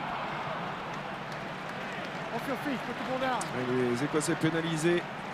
Stuart Hogg, ça fait 2 fois qu'il sauve la patrie. Parce que tout à l'heure, en première mi-temps, déjà sur Islip, c'était sacrifié. Et il n'a pas pu lever. C'est intéressant cette image. Le talonneur Ross n'a pas levé le pied. Il n'a pas pu lever le pied. Tellement il était sous pression, tellement sa première ligne ne le protège pas, tellement ce 5 de devant est dominé. Alors Rory Best a une munition intéressante. Il n'a pas été en réussite dans ses lancers en première période. C'est une touche à 5 mètres de la ligne écossaise. Fond de touche. Ah, la même que précédemment. Oh là, ça va aller au bout cette fois-ci. C'est encore mieux structuré que tout à l'heure. Et c'est en force des Irlandais. Accordé cette fois-ci au capitaine Jamie Islip. Probablement. Ce sont des copier-coller. Très bien cette action. On l'a vu maintes reprises en première période. Surtout on a vu en 2 phases de jeu la mêlée puis la touche, le talon d'Achille des Écossais. Malheureusement pour eux, toujours ce manque de puissance dans les phases de combat. Et là ils se sont fait ouvrir en 2 sur ce maul. Sans problème, les Écossais ont tardé à venir défendre collectivement ce maul alors que les Irlandais avaient un temps d'avance sur la construction et la dynamique. Et un nouvel essai, le 9e pour Jamie Islip avec l'équipe d'Irlande. Tentative de transformation, Jonathan Sexton. 10 points d'avance pour les Irlandais.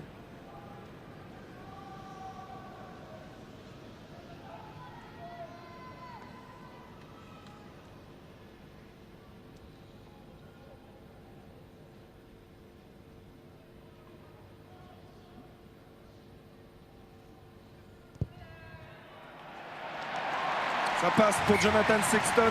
Irlande 18. Écosse 6. 12 points de retard maintenant pour les Écossais. Peut-être que ce match va enfin se lancer parce que pour l'instant, Fabien, sur ce qu'on a vu au cours de cette première journée, ces 2 équipes sont un cran en dessous des 2 précédents matchs. Ouais, ça se résume pour le moment à domination essentiellement des avants irlandais.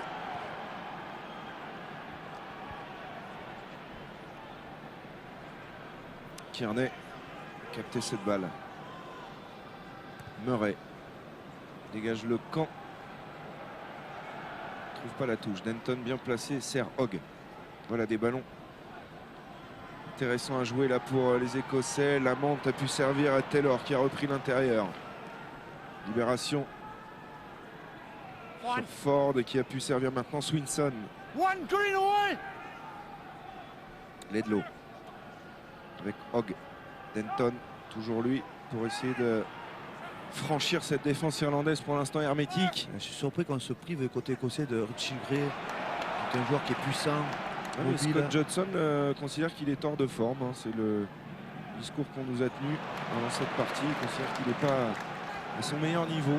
Swinson, il a plus le gabarit d'une troisième ligne aujourd'hui que d'une seconde ligne. Et les problèmes de puissance, on les retrouve de manière récurrente dans l'affrontement. Ryan Grant, le pilier gauche écossais, est sollicité. On revient quasiment à hauteur de la ligne médiane. Pas de solution, du coup c'est du jeu au pied.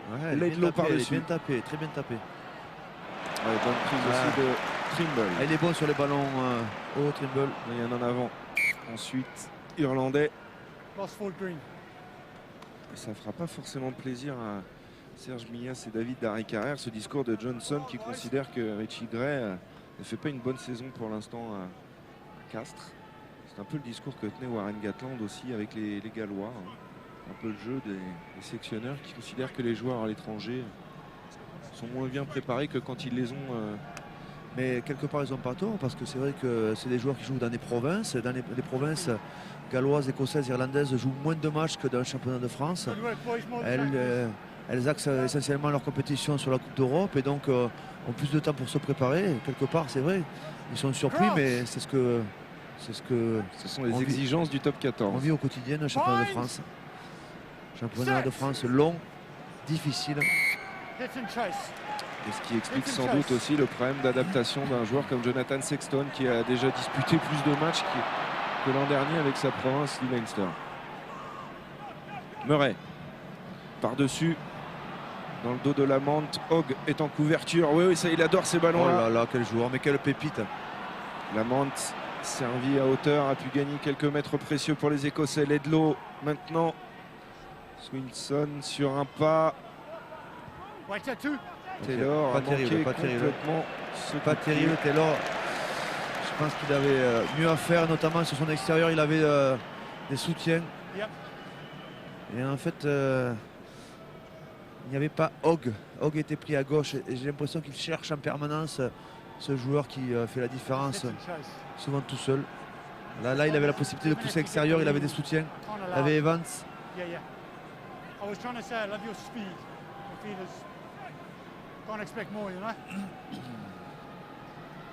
Allez, on revient à cette touche.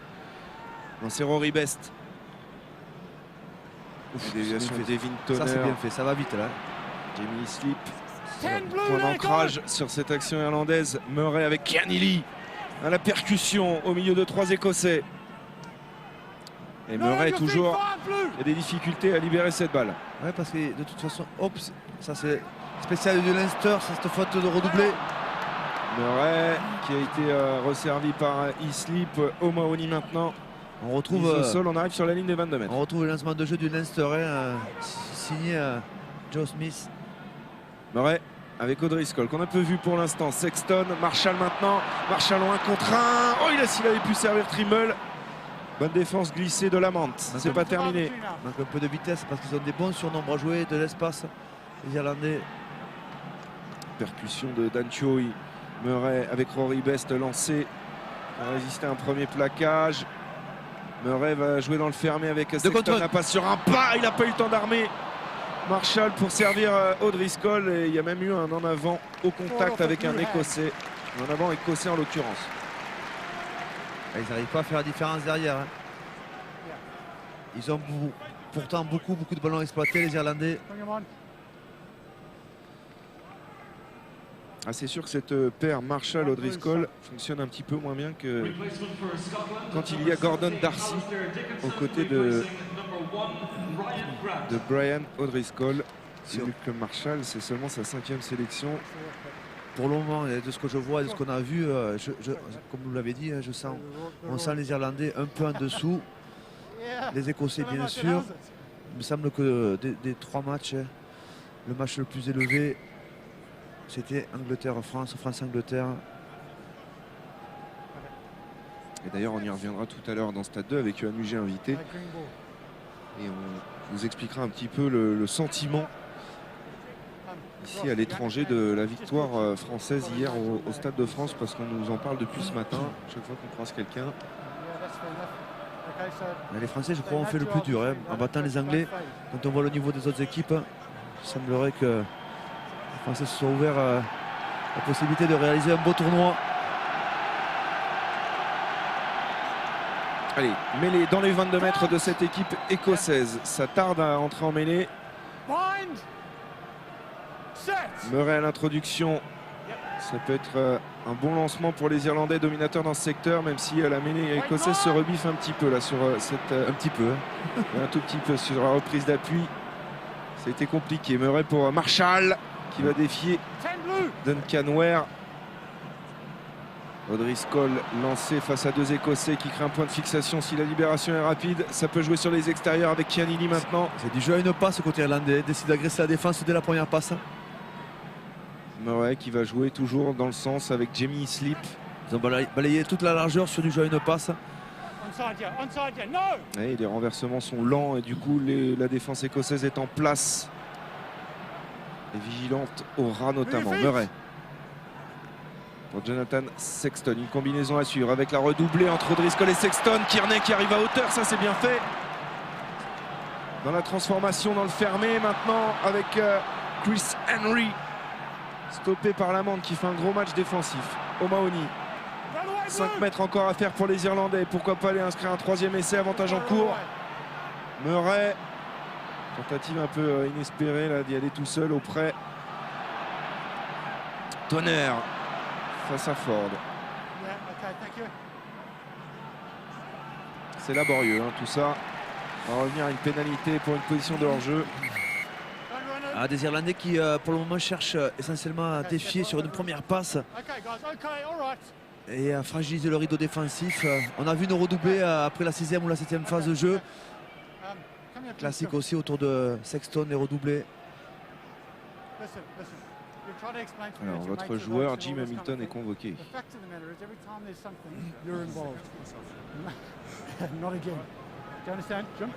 Il est averti. Ils vont pas la taper. Je pense qu'ils vont chercher encore soit la mêlée, soit sur la touche. Ils vont la... Ah oui, vous avez raison. Bien vu. Alors on va assurer un côté irlandais en prenant les points. Avec Jamie Sleep qui a montré les perches. Jonathan Sexton va prendre place. Ouais, avec l'ascendant qu'ils ont un pas touche très ambitieux. À l'image de ce que nous propose cette équipe d'Irlande cet après-midi. Il y avait mieux à faire, mais bon.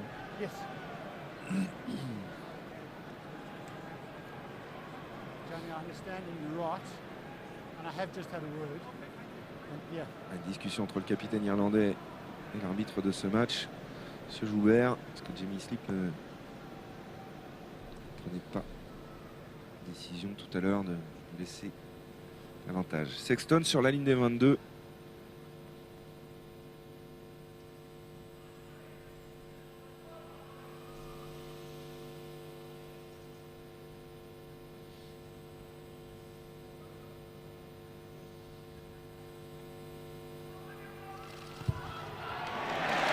Ça passe.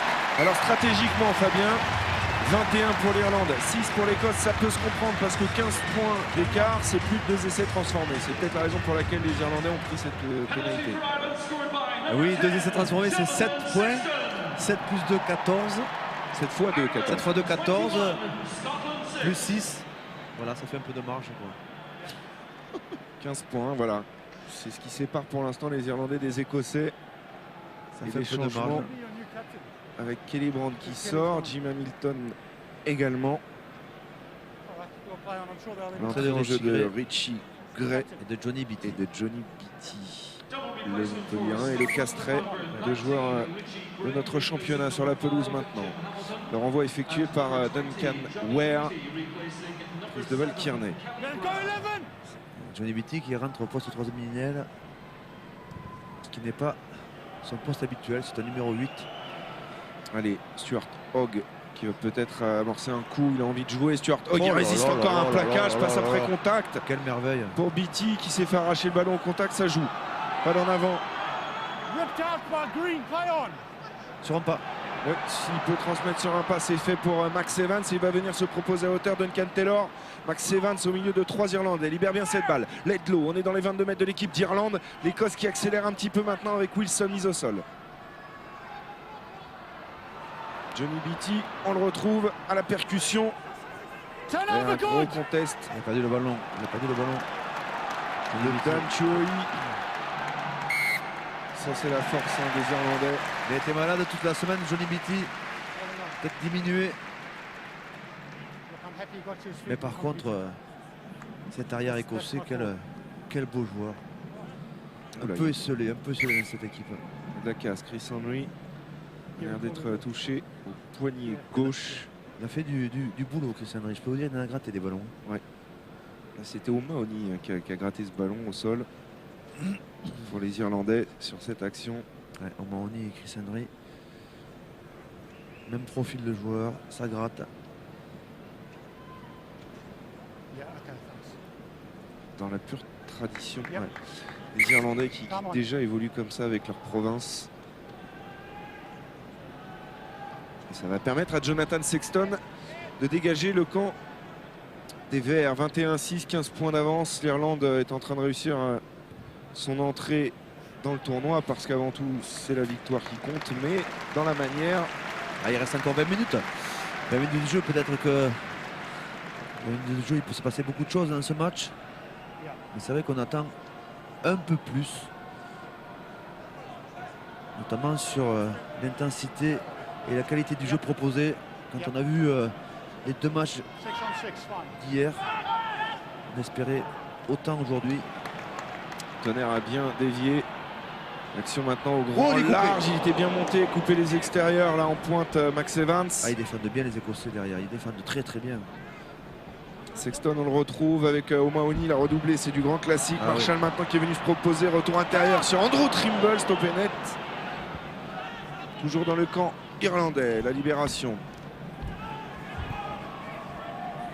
Avec ce point d'ancrage là au centre du terrain, Kianili maintenant. Un petit périmètre. Oh là là là, plaquage, Kianili qui accélère maintenant face à Hogg. Il est repris finalement par Duncan Ware. C'est pas terminé. La libération demeurait perturbée.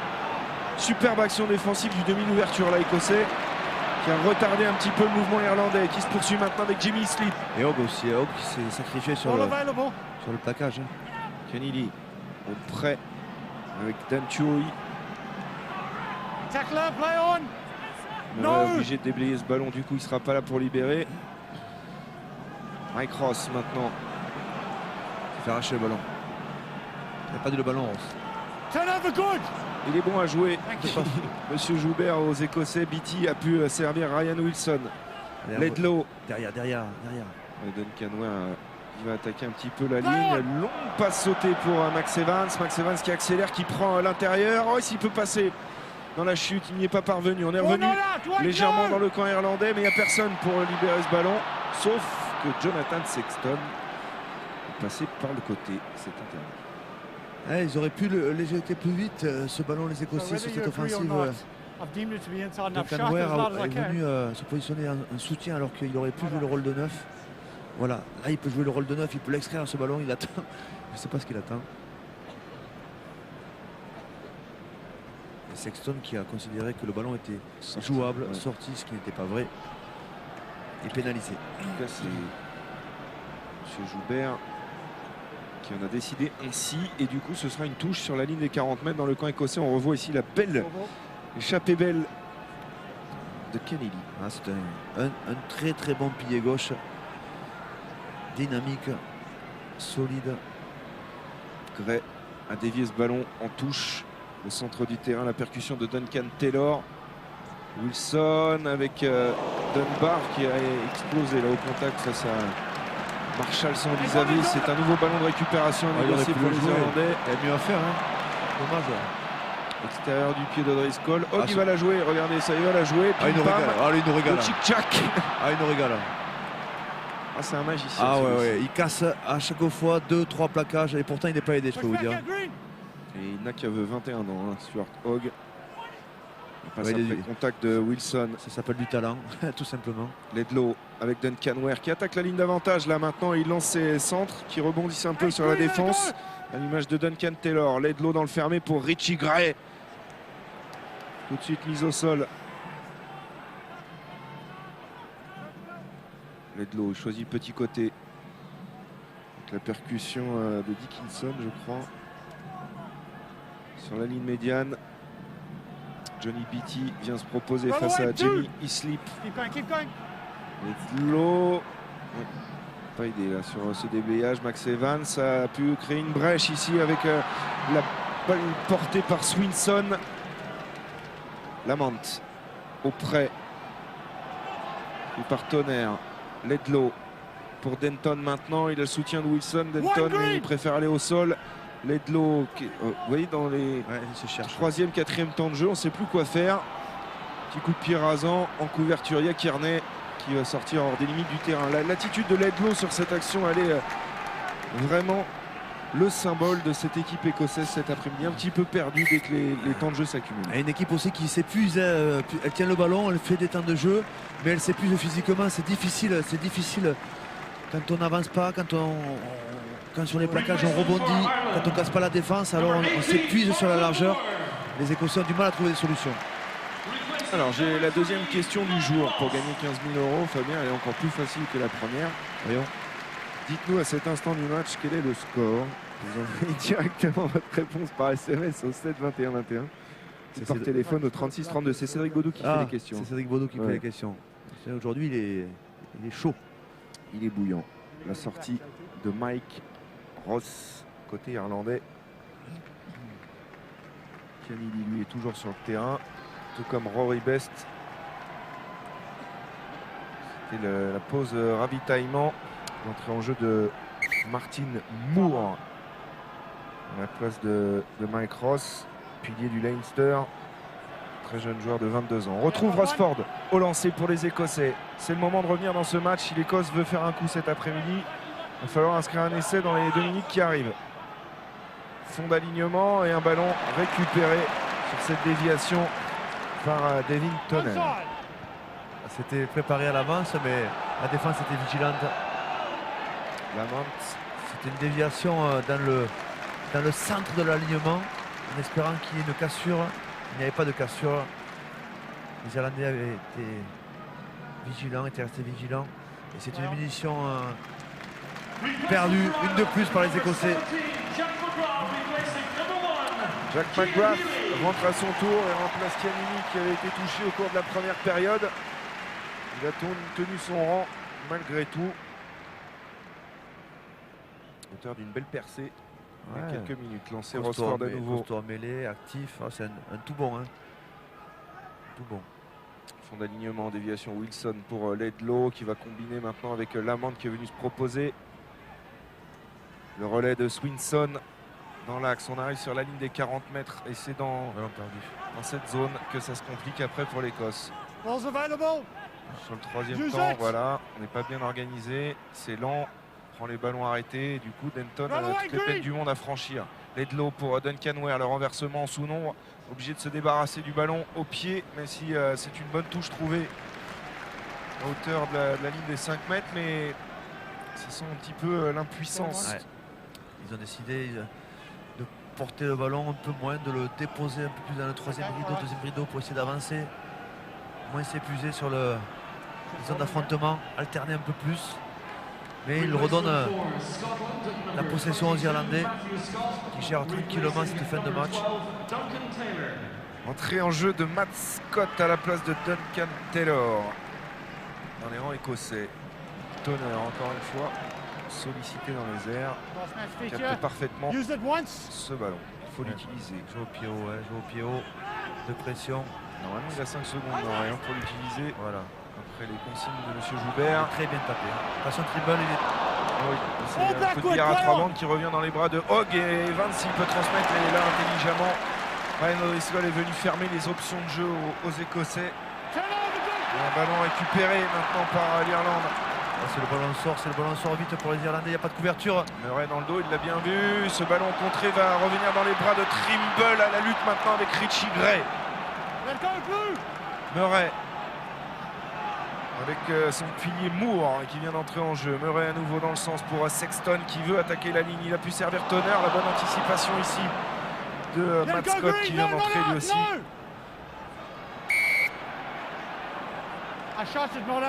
Irlandais pénalisé, rapidement joué par Ledlow. Il n'y a plus le choix maintenant. L'Écosse doit aller marquer des essais. Max Evans. Sean Lamont, il a le soutien de Gray sur sa gauche. Sean Lamont qui porte le ballon. C'est encore mal fait techniquement. C'est un en avant. Voilà, on se cherche côté écossais. Côté irlandais, on a du mal à se trouver et ça nous donne un match moyen. Ah, moyen. Très moyen. D'habitude, on le vend bien, mais là, franchement. Sean Lamont en jeu pourtant, mais pas les bons choix. On s'est levé de bonne heure ce matin pourtant. La sortie de Best et l'entrée de Sean Cronin. Il est adulé ici, Rory Best. Comme souvent, les talonneurs irlandais, on a d'ailleurs croisé Keith Wood en arrivant au stade. Toujours en forme. Toujours en forme, Keith Wood. L'entrée en jeu aussi d'O'Donnell.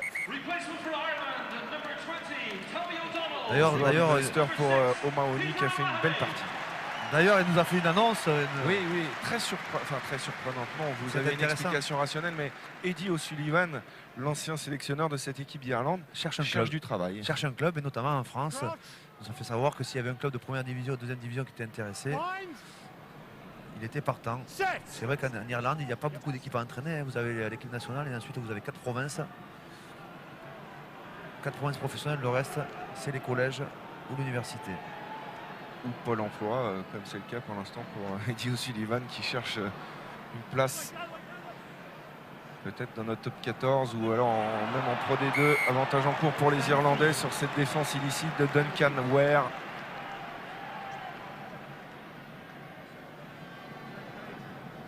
Du coup, les Irlandais vont aller jouer dans le jeu écossais. Cédric Bourdou dirait que c'est un match sur un faux rythme. Oui. Ça, c'est une expression baudouesque. Ouais, c'est ça. C'est un faux rythme. Sexton, en attendant, a trouvé la touche. Hauteur des 30 mètres dans le camp écossais. On revoit ici l'essai tout à l'heure de Jamie Slip sur ce bon ballon porté. Ça aura fonctionné côté irlandais, tout comme la mêlée fermée. Il y aura des réglages à apporter en touche probablement. Dans le jeu de mouvement. En tout cas, on est très loin de l'équipe d'Irlande qui nous avait impressionné en novembre contre les Blacks. Et honnêtement, on est très loin de l'équipe de France, notamment de série de 3/4, de l'équipe d'Angleterre aussi. Les Irlandais manquent de vitesse, de puissance pour pouvoir pour le moment combattre face à ces deux nations qui me semblent, sur l'ouverture du tournoi, les deux meilleures. Méfiance quand même aux Gallois. Ils paraissent toujours un peu en train de se chercher, mais ils gagnent tous leurs matchs quand il s'agit du tournoi de destination. Ils ont été très malmenés par les Italiens en tout cas. Percussion de Tuoi. Murray éjecte ce ballon. La chandelle sous les poteaux de Sexton. Dans les airs, il a l'avantage de taille. Kearney, il a arraché ce ballon, mais intervention de Monsieur Joubert. Que dit-il? J'ai pas compris. Curieuse décision. Curieuse décision. Il va y avoir un duel en l'air. Voilà, les deux joueurs sont au sol. Je comprends pas. Écoutez, ça est revenu dans les bras irlandais et dans les bras du frangin surtout. Dave Kearney mis au sol. Murray, allez, on aimerait que ce match s'emballe un peu dans les 10 dernières minutes et nous propose autre chose avec la percussion ici de McGrath. Murray pour Sexton. Pied par-dessus, bien dosé, belle touche. Ça ressemble à Diogara. Ça ressemble à Diogara ce que fait Sexton pour le moment. Il ne trouve pas de solution en tout cas avec les mains. Donc maintenant il dépose le ballon dans le dos de la défense. Parfois sur les chandelles de récupération, parfois sur du jeu au pied d'occupation des croisés. Les Irlandais gèrent cette fin de match à défaut de casser. Et un lancer à suivre pour Pat McArthur puisque Ford est rentré au garage, côté écossais. Sortie du terrain du talonneur. Beattie sollicité qui échappe à un premier plaquage. Johnny Beattie qui avance. Repris finalement par O'Donnell. Ledlow pour Hogg. Joue au pied dans les bras de Trimble. Elle est bonne à jouer cette balle. Trimble, il a le soutien de Kearney qui est venu croiser. Il y a du monde, il y a du trafic là quand même. Ouais. C'est pas la meilleure option. Non, je dis de revenir sur les avants, il y avait peut-être mieux à faire à l'extérieur. Moore sonne la charge, pris par Richie Gray. Qui, ma foi, a fait une bonne rentrée. Oui. Sexton, et tout de suite on vient très rapidement Oh, couper les extérieurs à cette équipe c'est bien irlandaise, mais les deux redoublés là permettent de libérer des espaces peut-être à Kearney. Stoppé par Dunbar. Ouais. La redoublée aurait été l'arme la plus efficace des Irlandais dans ce match. Sexton, voilà, encore une une fois. redoublée. Ouais. Il s'engouffre après entre deux joueurs écossais. Murray qui va servir Tonnerre auprès. Tonnerre. Difficile à mettre au sol, c'est fait. Murray, la libération pour la percussion de McGrath qui rafute. S'approche de la ligne des 22 de l'Écosse. Peut-être le troisième essai irlandais qui chauffe avec Marshall. Au duel ici avec Ware. On a étiré la défense écossaise. On va revenir mettre une couche dans l'axe. La passe après contact, l'arme fatale pour servir Chris Henry qui résiste pour l'instant au plaquage de Hogg. La bonne libération. Murray dans le tempo avec son arrière Rob Kearney qui hésite à servir et il y va tout seul. Kearney, le voilà. Le troisième essai irlandais, il se l'est fait comme un grand. Rob Kearney, toujours aussi à l'aise. 9e essai pour sa 50e. Il est venu en position de 10 puisque Sexton avait arrêté de jouer sur l'action précédente. C'est lui qui a assuré la continuité du jeu. D'abord du jeu dans la défense avec un enchaînement des avants, une transformation rapide derrière. Et Kearney qui va casser un plaquage, 2 plaquages, 3 plaquages, va résister au soutien. Fait un retour de la défense écossaise et déposer le ballon juste sur la ligne. Et ouais, on commence à lâcher, on commence à lâcher côté écossais. C'est dur de subir en permanence, c'est dur de reculer sur les impacts. Rob Kearney, l'un des grands artisans du Grand Chelem en 2009, c'est cette année-là qu'il s'était révélé depuis. C'est l'un des tout meilleurs arrières de l'hémisphère nord, voire même du monde. Très à l'aise sur les ballons et de plus en plus à l'aise dans le jeu. Je peux vous dire que cette prestation, elle ne va pas satisfaire Joe Schmidt qu'on a vu il y a quelques instants en gros plan. Il s'attendait probablement à beaucoup mieux de la part de ses joueurs cet après-midi. Même si maintenant l'avantage au score est très large et que l'Irlande va s'imposer dans cette partie. Ouais, ça va faire 28, ça commence à faire lourd pour les Écossais.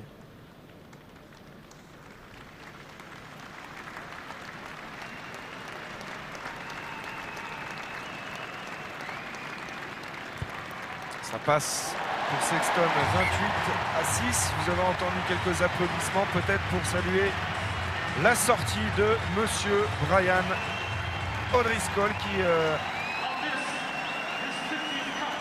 va retrouver le banc, tout comme Sexton, à mon avis, qui sort aussi pour sa place à Paddy Jackson. Et McFadden rentre à la place d'O'Driscoll. 3 essais pour les Irlandais dans ce match et on va pas tarder à passer la barre des 30 si ça continue parce que l'Écosse commence un peu à rompre là en cette fin de match. Ils ont beaucoup défendu, étaient vaillants mais limité aussi. Donc là, les Irlandais enchaînent et tiennent le ballon, ce qu'ils n'ont pas fait durant la première mi-temps.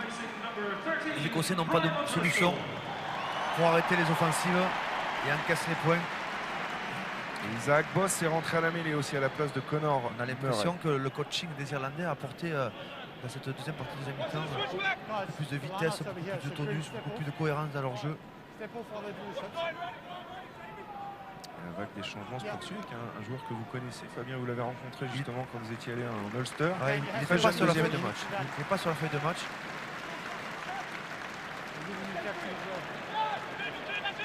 Lancé Pat McArthur. La déviation. Ware qui sert Denton qui est obligé de se coucher au moment de la prise de balle parce que cette balle n'était pas ajustée.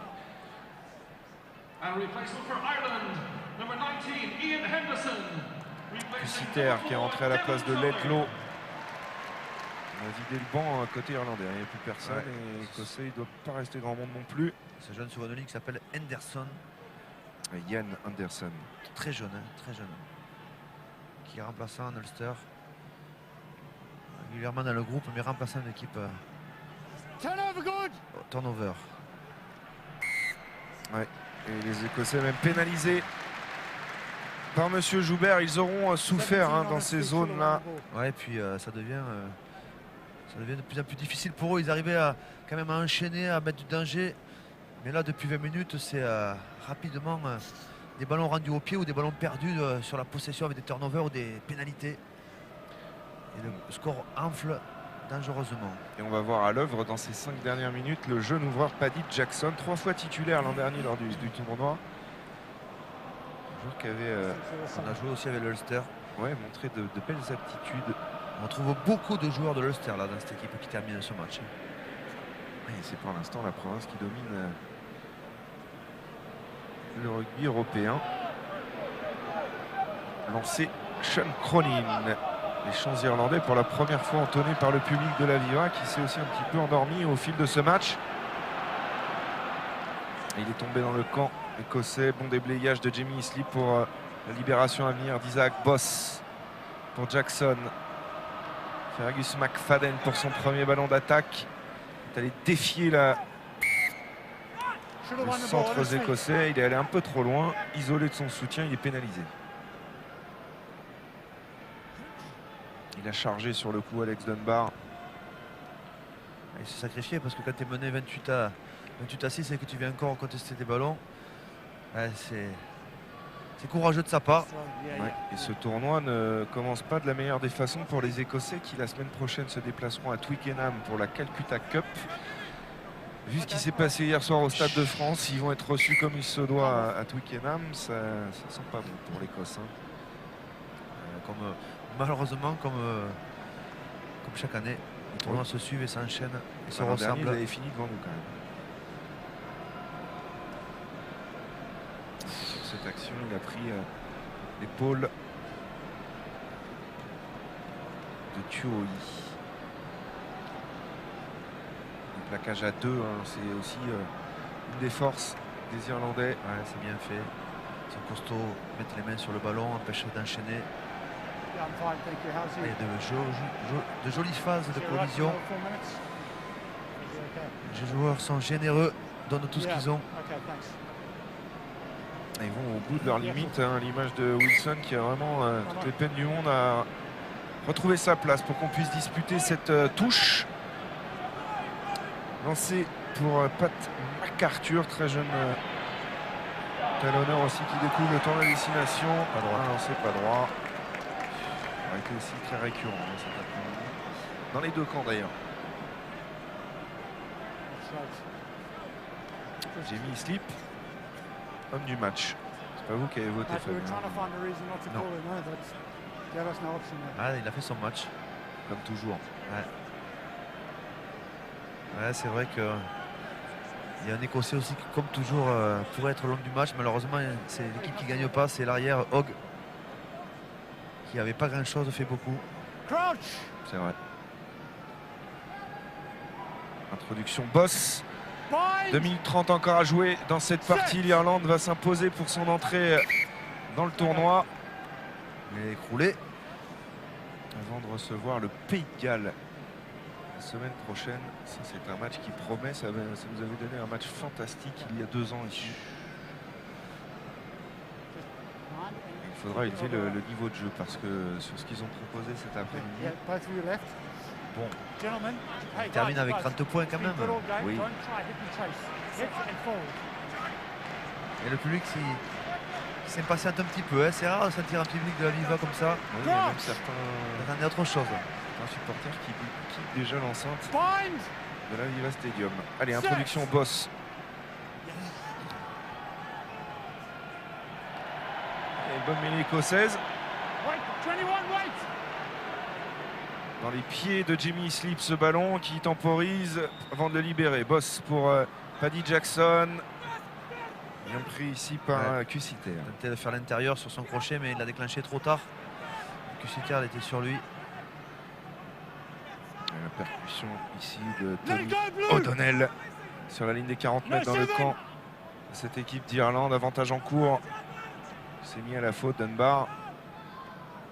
Paddy Jackson qui veut tenter des choses dans cette fin de match. Le petit coup de pied par-dessus. Stuart Hogg, il est impérial parce qu'il est facile. Il a les rebonds, il a anticipe tout. Vraiment, c'est la grande classe.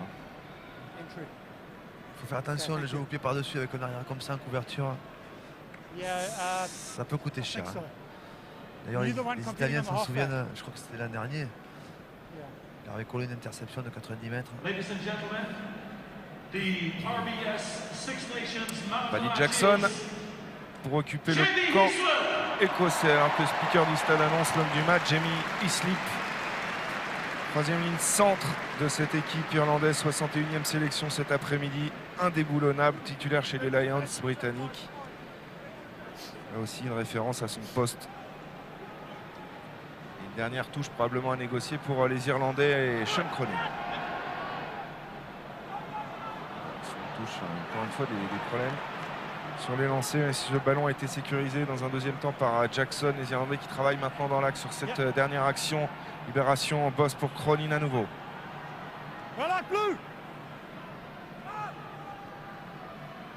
Retour intérieur de Paddy Jackson pour McFadden, qui avec son crochet avait réussi à éliminer Dickinson. Jackson pour Kearney, auteur du troisième essai tout à l'heure. Boss avec McGrath. Boss à nouveau qui retourne dans le fermé. Paddy Jackson, il fait une bonne entrée. Jeune ouvreur. Boss toujours avec McGrath au près et les Écossais qui n'en peuvent plus là à force de défendre. Ça va finir encore une fois par craquer avec Boss qui fait les bordures. Cronin dans l'axe. Les Irlandais qui enfoncent le clou dans cette fin de match. Auprès, McGrath en puissance peut-être. Le soutien de sa première ligne, il n'y a rien, ça joue avec Cronin qui renverse son vis-à-vis. Cronin stoppé à 1 mètre. Le quatrième essai chauffe. McGrath, c'est un travail d'avant. Boss sous les poteaux. Paddy Jackson, le petit coup de pied sur l'aile de Kearney, non. Il a rebondi en dehors des limites du terrain, il me semble, ce ballon. Il n'y a pas essai, il n'y a pas essai. C'est une belle séquence des Irlandais, un peu plus cohérente, un peu plus construite, qui a mis en difficulté les Écossais. Mais à mon avis, il n'y a pas essai. Le ballon est sorti des limites du terrain, comme vous l'avez dit, Mathieu. On le sait qu'il n'y a pas essai. Ouais, la Calcutta Cup, ce sera en Écosse. Écosse-Angleterre. Ça pourra peut-être un petit peu aider les Écossais à relever la tête dans ce tournoi. Le rebond. Le premier rebond. Celui-là, c'est bon. Le premier. Là, avant. Avant. Il faut remonter. Il faut qu'il remonte un petit peu la bobine. Là. Il y a touche là, non? Oui. Il n'y a pas touche, c'est ballon sorti. Ballon mort. Alors, on attend évidemment la... À partir du moment où ce ballon touche la ligne, elle est dehors. C'est ballon mort. Et donc, il n'y a pas d'essai. C'est confirmé par l'arbitre vidéo. Et M. Joubert va siffler la fin du match sur cette action, probablement. Et cette victoire inaugurale dans le tournoi destination de l'Irlande, 28-6, 3 essais, sans forcément convaincre Fabien rapidement. Une analyse sur cette partie. Des Irlandais au-dessus, des Écossais en souffrance qui se sont liquéfiés petit à petit. Et des Irlandais qui n'ont pas joué à leur meilleur niveau, mais qui ont gagné dans ce premier match du tournoi, ce qui est le plus important. L'Irlande s'impose à domicile, 28-6. On va y revenir dans quelques instants. On passe tout de suite la main à Stade 2 et Céline Géraud parce que l'actualité est riche ce week-end, Céline. Et oui, très riche Mathieu. Bien sûr, on reste ensemble, on reste liés puisqu'on va revenir dans Stade 2 dans quelques instants sur la victoire héroïque des Bleus hier soir face aux Anglais avec Yoann Huget, l'un des héros de ce match qui a marqué 2 essais et qui est avec nous en direct. Alors, à tout de suite.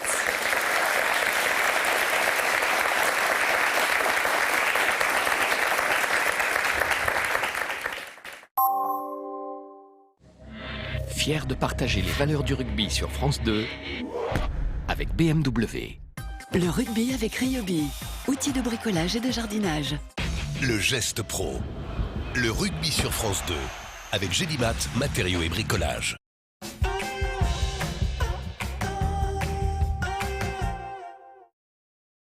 Opel Mokka, élu 4x4 de l'année 2013 en Allemagne. Une allure racée, un caractère affirmé, l'une des plus belles voitures du moment. Pourquoi passer inaperçu?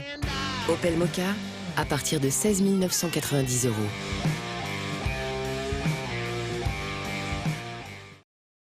Chez Copra, les clients sont comme ça. Mon lave-vaisselle, mon frigo, tout vient d'ici. Vous livrez demain? Je vous laisse les clés de la maison. Ah, ma télé aussi. À midi, vous l'avez installé? À 12h30, on vous invite à déjeuner. J'ai repéré un frigo sur Internet. Vous pouvez me l'avoir. Vous feriez ça? Copra, je sais où je vais. Dingue. Pur Essentiel pour chasser acariens, germes, pollution et respirer un air plus pur. Pur Essentiel, 41 huiles essentielles 100% naturelles. Pur Essentiel assainissant en pharmacie. Nouveau, pratique, pompe brevetée et grand format familial.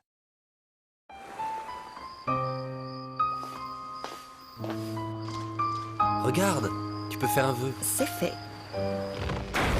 N'interrompez jamais le plaisir d'un café Senseo. Gourmande, sélection du monde, noir intense, city, redécouvrez les 21 variétés Senseo pour toujours plus de plaisir. I'm still waiting, but I keep on dreaming. I'm still standing, but I'm sick of waiting. Sometimes you seem to be right there, sometimes you're there. Nouveau crossover Peugeot 3008. Prenez la route des sensations. Et en ce moment chez Peugeot, la TVA est à 0%. Venez vite en profiter. Avec Atlas Formen, vivez pleinement vos envies de nature. Chaude et résistante, la parka Atlas Formen vous suivra partout et pour longtemps. Pour 39,90 € seulement, rendez-vous sur atlasformen.fr. Un jour, les deux inventeurs de Twix eurent une terrible dispute. Ils séparèrent donc la production en deux usines distinctes.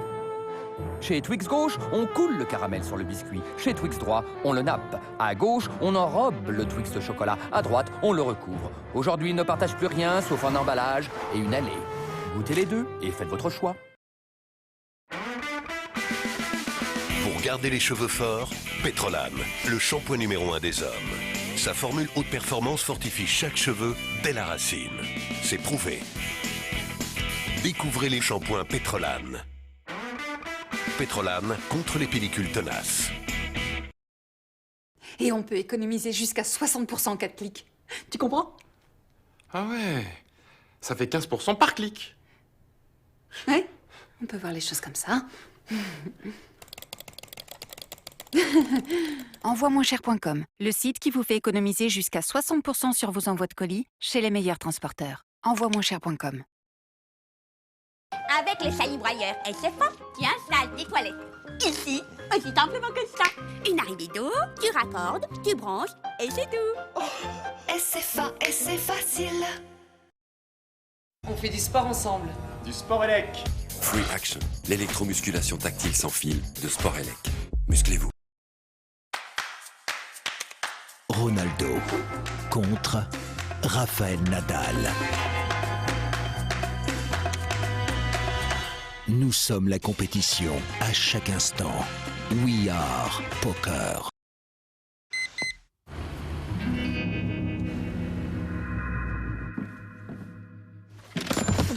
Tom ? Je voulais venir avec toi ce matin.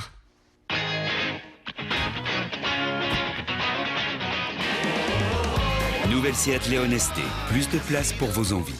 Seat.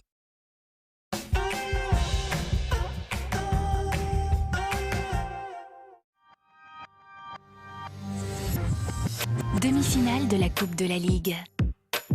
Un rendez-vous capital pour des Nantais qui gardent un sévère passif avec le rouleau compresseur parisien. Mais le PSG, tombeur de Bordeaux et triple vainqueur de la Coupe, compte bien compléter sa collection. Nantes-PSG, mardi soir, en direct sur France 2.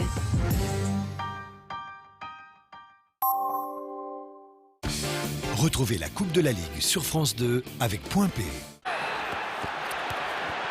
Et avec FDJ.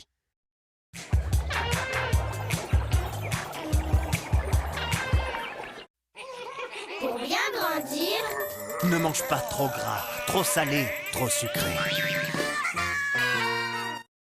Louer relax, y'a l'Oxam. L'Oxam, tous les matériels et outillages pour professionnels et particuliers. Louer l'Oxam, c'est le numéro 1 en France. Louer relax, y'a l'Oxam. Un match comme à l'entraînement, t'es ceinture comme bois. Avec ceinture, ça va fort, très fort. Ceinture, ça va fort.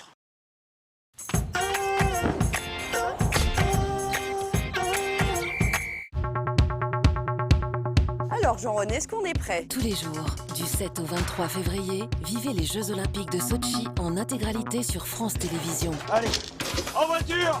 De 7h à 21h, sur France 2 et France 3, toutes les épreuves en direct. Comment, Jess, comment? À 23h sur France 3, retour sur la journée olympique avec Patrick Montel et Laurent Luyat dans Un soir à Sotchi. À suivre également sur vos ordinateurs, téléconnectés, smartphones et tablettes via francetvsport.fr et l'application France TV Sport. Allez les gars, Sotchi, c'est tout droit. Allez hop, hop, hop, hop, hop. Les 22e JO d'hiver, une exclusivité France Télévisions, le plus grand terrain de sport en clair. Toute l'émotion du sport est dans Stade 2 avec Serge Chevalier-Vallée.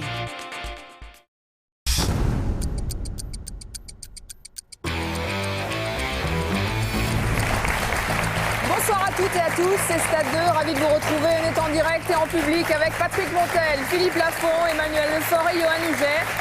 3 carrels du 15 de France, particulièrement bien inspirés hier soir, 2 essais au compteur. Et alléluia, la victoire enfin pour ce 15 de France face aux Anglais.